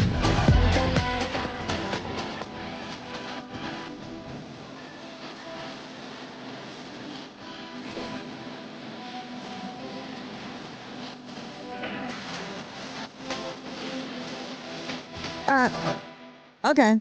Now bring the Cure back. Bring back Borderline. Yeah, I mean, there's that first record is a It's great. She has a lot of good songs. Yeah, She she just does. really does, kind of EDM sounding dance music now. That was very That's nothing. cookie cutter. Yeah, it didn't feel like there was any. I could tell it was her. So there's that. Geez, I think I'm out of time, aren't I? No, you're not. Keep going. All right, I'll give you one more. I thought this was really funny. Ultimate Classic Rock, which I admit it. I had visited regularly. They did sort of like a Mount Rushmore of 70s rock bands. So I'll be interested to see if you can name all 4. I'm going to give you 5 points going into the final game today. The Mount Rushmore of 70s bands. Rock bands. Yep. Well, there's so Led Zeppelin's an Led obvious. Zeppelin is in there, yes. Absolutely. Okay. I will put on any Mount Rushmore that involves anything resembling a rock band, I will put Pink Floyd Pink on Floyd there. is on there. That's 2. You're 2 for 4. Okay. Now, the controversial one, which I wouldn't put on there, but I'm going to guess is there, is AC/DC. No, I'm sorry. Oh, okay. Yeah, they didn't bust out really till the 80s. So when Brian Johnson. Oh, Back in Black You know, is that was the breakout. I think that is 1980. Keep trying, though. Keep trying. Okay. 70s bands, the Mount Rushmore, Led Zeppelin. Oh, Van Halen. No. What? I'm sorry to say. They are no. absolutely from the 70s. They are. They didn't make the Mount Rushmore. I know. And maybe they went. Okay, I put Sabbath in there, but no. Okay, I'm lost. Okay, but you tell me. To me, you named the 2 big. Go ahead, you guys try. Add. Aerosmith? Aerosmith. I would have also guessed Aerosmith. That's a no. How about Rush? No. Oh. It's one of them is really obvious. The other one, I was like, okay, I guess. Really so. obvious? Really obvious. Like we're missing a biggie. Yeah. Like how could we? Well, what's wrong with you fools? No, nothing. I'm not going to be mean about it or anything. But you want to because we're missing a biggie. It's a biggie. I mean, they were just everywhere in the 70s. Everybody liked them. Everybody listened to them. No. Everywhere in the 70s. Everywhere. Everybody liked them and everybody listened to them. And they REO Speedwagon? Riffs. In the 70s. You've got Led Zeppelin. You've got Pink Floyd. Ready? Yeah. The Rolling Stones. Oh. And this one I went, all right, if you must. Eagles. They were Yeah, they were big. I know. I just feel like they're a little lighter. Like when I heard rock band, I wasn't thinking them. So it's the Eagles. This is apparently the Mount Rushmore of 70s rock, which obviously any list is arguable. Pink Floyd. That's why they do them. Right. Those stories. Right. So that we'll have a fight about it. Led Zeppelin, the Rolling Stones, and Eagles. Okay. Yeah, I know, right? Well, you're right. If you look at the list of the biggest selling albums of all time, somewhere on there, very high on that list, is the Eagles. Yeah. Oh my God. I think they have like the #1 selling album of all time, don't they? Isn't it like some greatest hits thing? Best hits, yeah, something like that. For me, I do love the Stones, but I would take Aerosmith over the Stones. 70s Aerosmith over the Stones, and I'd put Heart in there. Forget the Eagles. I love all those Heart. And I'll tell you, Heart as you albums. said, Rush, I was thinking, for me, Rush like crystallized and became this thing in the 80s in moving pictures. And then I went back and had a new found love for all their older stuff. I don't know when those moving pictures was the one where I went, this band that spoke to me in ways that didn't make any sense because I listen to punk rock usually, and then here I am, I can't get enough of this creepy witch man. When did the first Rush album? Well, the first Rush album was called Rush. Oh, okay. It's called Rush. What year did that come out? And that's the one with Fly By Night on it? 76. 76? That was the one with Working Man on it. Call me the working man. I'm going to say yes, that's what I am. 75. 75. 74. 74 is the exact right answer. And that's 2 points for Bob. She didn't even know. Seems unfair, but it does seem unfair. I'll take it, I guess. Hell yeah. Neil Peart was not on that first album. No, he's not. Some other guy. All right. I am completely out of time. You know what's funny about Rush? There was a Oh, lady. tell me. There was a lady that I was hanging out with who said, "I can do pretty much any of the bands you like, but I cannot do Rush. That is the scariest band." And I was like, "Scary? Of all the music I could play for you, you're scared of Rush." But his vocal. There are people who cannot. Pat is one of those people. He's like, I hate that guy's voice. I'm like, play any song. I'm going to sing it right now. Oh my God. Yep. On I repeat. love it. Right. Sorry, you said tease me and I will Tease me, tease baby. you. I got one. Do you suffer from email apnea?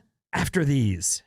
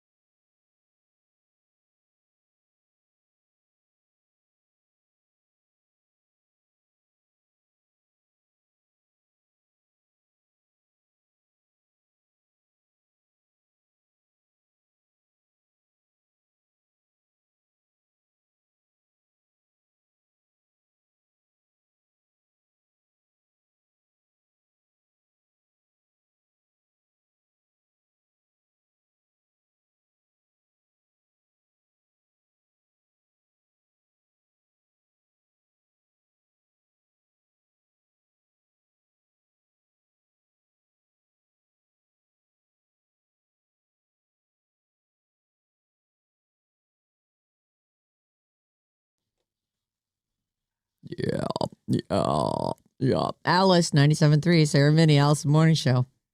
Follow Alice 973 on Instagram for the best clips, random moments, and whatever dance Bob makes us do. Head to Instagram. What's up, everyone? This Alice Report is brought to you by Run Here, Run There. Oh, run all around. Alice 97.3 has teamed up with the San Francisco Marathon and China Airlines for the ultimate race experience. Win a spot in the San Francisco Marathon plus 2 round-trip flights and a 4-night stay in a grand hotel to join the China Airlines Marathon. Starry Night Run in Taipei. Wow. Wow. The China Airlines Marathon. Starry Night Run in Taipei. Wow. Head to radioalice.com all this week and enter for your chance to win. That is, for a runner, that is an absolute dream. That'd be so cool. Like, I don't get it the same way that, Your wife does? but she loves to go run different places. Mm. Loves the vibe, loves the energy, loves the inspo. It keeps her training. Yeah. That's what races do for her. Like, she's so rad, everyone. Run here, run there. Get in on this. Go to radioalice.com and get entered. Oh, yeah, for all this week for your chance. Did I stop before I got there? Go to radioalice.com all this week and enter for your chance to win. You might have said it. I might not Can't have, remember. though. I got caught up in the whole, whoa! I 2 should have marathons. proofread Wow. this. Ah! Yikes. That's a big prize. Yeah. It's a huge prize. It's great. I would, China. Like, Riley's there now. hold on. What? I didn't tell you? I'm sure you did not tell me. Yeah. He was trying to, we went through the whole thing with the visa a couple weeks ago. No?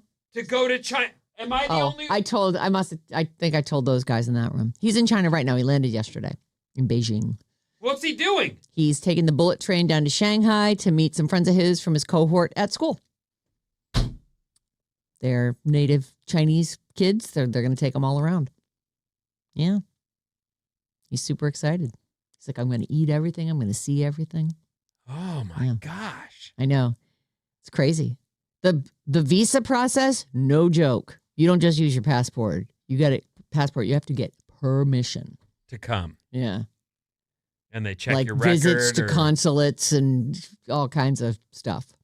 Huh. It's a whole thing. And he Fun, went through though. the whole process. Went through the whole thing. So he could go do this. Yep. Okay. I know. China. And he went on China Airlines. Landed safely yesterday. I know. Well, you're holding out, though. You didn't tell me that. Yeah, I didn't know I that feel like story. I've been talking about it for weeks. I guess it's So just I guess when I just told these you go kids. in there for a puff and Yeah. you drop your knowledge and your big storytelling in there. I guess. You come back here and maybe you it just tell me, hasn't don't come up. be a hero. You know what, though? I feel like I tell you stuff and maybe you forget that I told No. you. You might. How many times How do you know? You have might have I forgotten. spit some random piece of trash into a microphone and you're like, oh my God, I don't remember that. And it's because you told me. I remember the stuff you say. I know that sometimes you and I talk a lot in the morning, and then sometimes you'll think that you told Vinny that. Yeah, I never heard that. He's in China. Yeah. It's amazing. You ever catch yourself holding your breath while reading an email? It's called email apnea. And whether you know it or not, you could be adding stress to your day. Apparently, this is a thing. It's a reaction we have to stressful emails. Mental health experts say a lot of people unconsciously stop breathing or take very shallow breaths while reading emails. It can even happen while texting or scrolling, too. It usually happens weird. when we're concentrating or feeling pressure to respond. And this causes our bodies to interpret an incoming email almost like a threat, which makes us tense up and hold our breath without realizing it. I can't say there's any specific time I know I've done this, but I do know our bodies absolutely react to certain things in weird ways, including the not breathing through stuff. You know, like you could even be exercising and someone will go, breathe. And you go, oh, right, I'm not Right. I should do that. I'm not breathing. That's funny. When I start to get going with something active or outdoor stuff, I like force myself to take super deep breaths. I'm like over oxygenate, because if you're not used to like getting your heart rate up, you got to make sure you're giving yourself enough oxygen. But yeah, I don't think that's ever happened to me. I thought when you said email apnea, I was like, oh, I fall asleep halfway through reading your email. No. But that's not it at all. It's the opposite of that. The problem is that shallow breathing can keep the body in a fight or flight mode, which raises our heart rate and increases our stress and anxiety. This can lead to headaches, muscle tension, jaw clenching, and fatigue. Oh. There's something you can do to fight it off. Before opening that next email, take a slow breath out, relax your shoulders, and be aware of your breathing as you read this thing. It can make a big difference. We do hunch up. You ever find yourself driving and you realize you just wound up and your shoulders are up and you're kind of, and you just go, oh, I could just relax. A lot of times, this is going to sound ridiculous, but a lot of times I will take the coast home because it's a more enjoyable drive. Even though it takes longer, it absolutely helps me chill the you-know-what out. Right. Like just, there's the coast. And I'll have people from work go, hey, can you take a call on I can't yet because I know I'm going to drop that call in 1 mile up here. But it's worth it. It's way worth it to get a relaxed. You have a long drive anyway. You might as well try to get a little zen on your way home. Totally rather than sit in traffic. Ugh. Right. Okay, so there's that. Email apnea. Okay. Well, now you know. Take a deep breath before you open that email. Oh, my Our goodness. text number is 800-400-3697. And Maddie's on the show. 510. Vinny forgetting what Sarah told him? Yeah, no. Not our Vinny. That's Jorge in Newark. Right. That's right, Jorge. I felt the attitude that you were putting in that. 925. Hey, Maddie. Can I get a shout out for the Fairfield Pacific Little League Stripers? They have their playoff game tonight, and the team moms are big Sarah and Vinny fans. Go Stripers. Oh, go Stripers. Jenna listening on the radio. Have fun, kids. Right, the radio listener. I like that. And I shared this with Sarah off air, but for everybody that's watching the capture, we got a text that's coming in 6/18. So on the 18th of this month. Is that a Peacock show? It is a Peacock show. Yeah. Oh, the first 2 seasons of that show, delicious. I can't wait for what this season. What did you just say? A text is coming in? A text came in and said. Oh, okay. About being on the 18th. So apparently, because we had heard that there was a 3rd season, but then it was on BBC, but you had to give a certain thing, and so now we'll be able to watch it without any fuss or muss. We only have, how old is that guy? What happened on this day in history? I'll take was what happened on this day. Nah, there's nothing good. There's nothing. Summer. Nobody does anything in summer. That's right. Everyone lays low. Okay, first up is Juliana Margulies, the Good Wife, ER.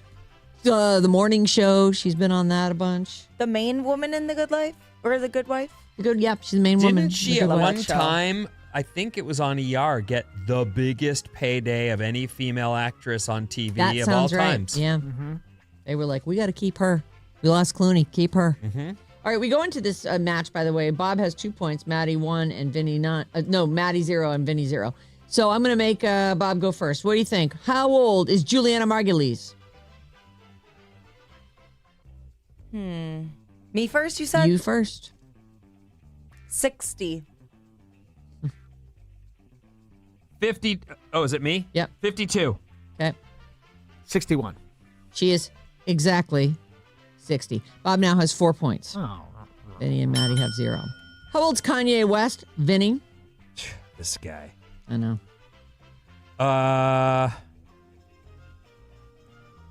50. 53. 54. He is 49. That's a point for Vinny. How old is Keenan Ivory Wayans? I love They this. call him the godfather of the Wayans family. Yeah. Huh?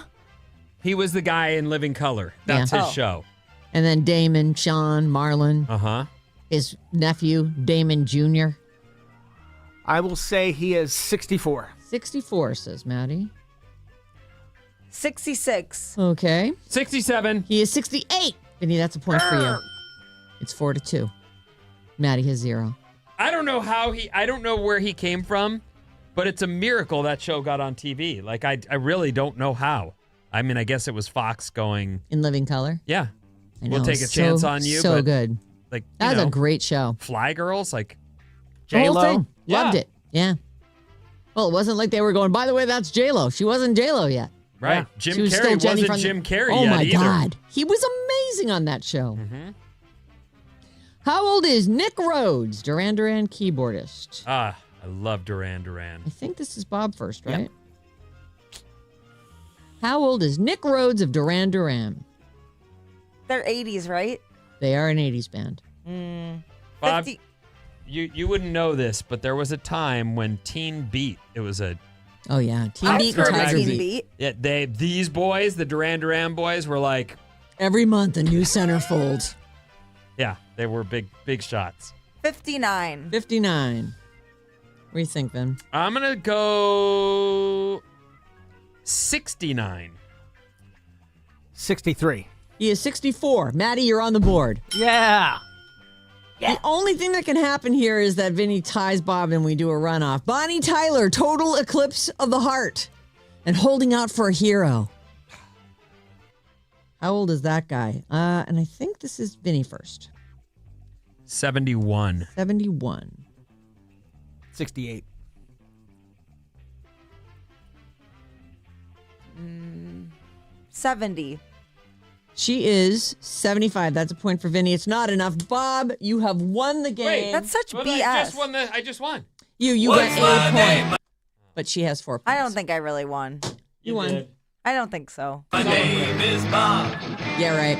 Yeah, right. Goodbye. Thank you so much for listening today and happy Monday. We do have your chance to win tickets for Drag Me to Brunch coming up at 12:05 and 5:05 with Mason and Jane. Yes, Vinny, your hand Can is your up. boy send us a bunch of pictures from China? I got one picture of the Forbidden City so far. Was it cool? It was very flat. I was surprised by, he saw it from the train. He's like, oh, All right. yeah. So, that's a no. So far, nothing Nothing amazing. useful. Yeah, I'll let you know. Though. I'm very excited to Yeah. see. Me too. I would love to go to China. He's in China. I know. It's All right. crazy. So then continuing on with the stuff that's happening right. the rest of the day, Jane does a whole commercial-free drive home starting at 4 o'clock every day, 97 minutes of commercial-free music. And we will see you back here on Tuesday. Have a wonderful day. Thank you.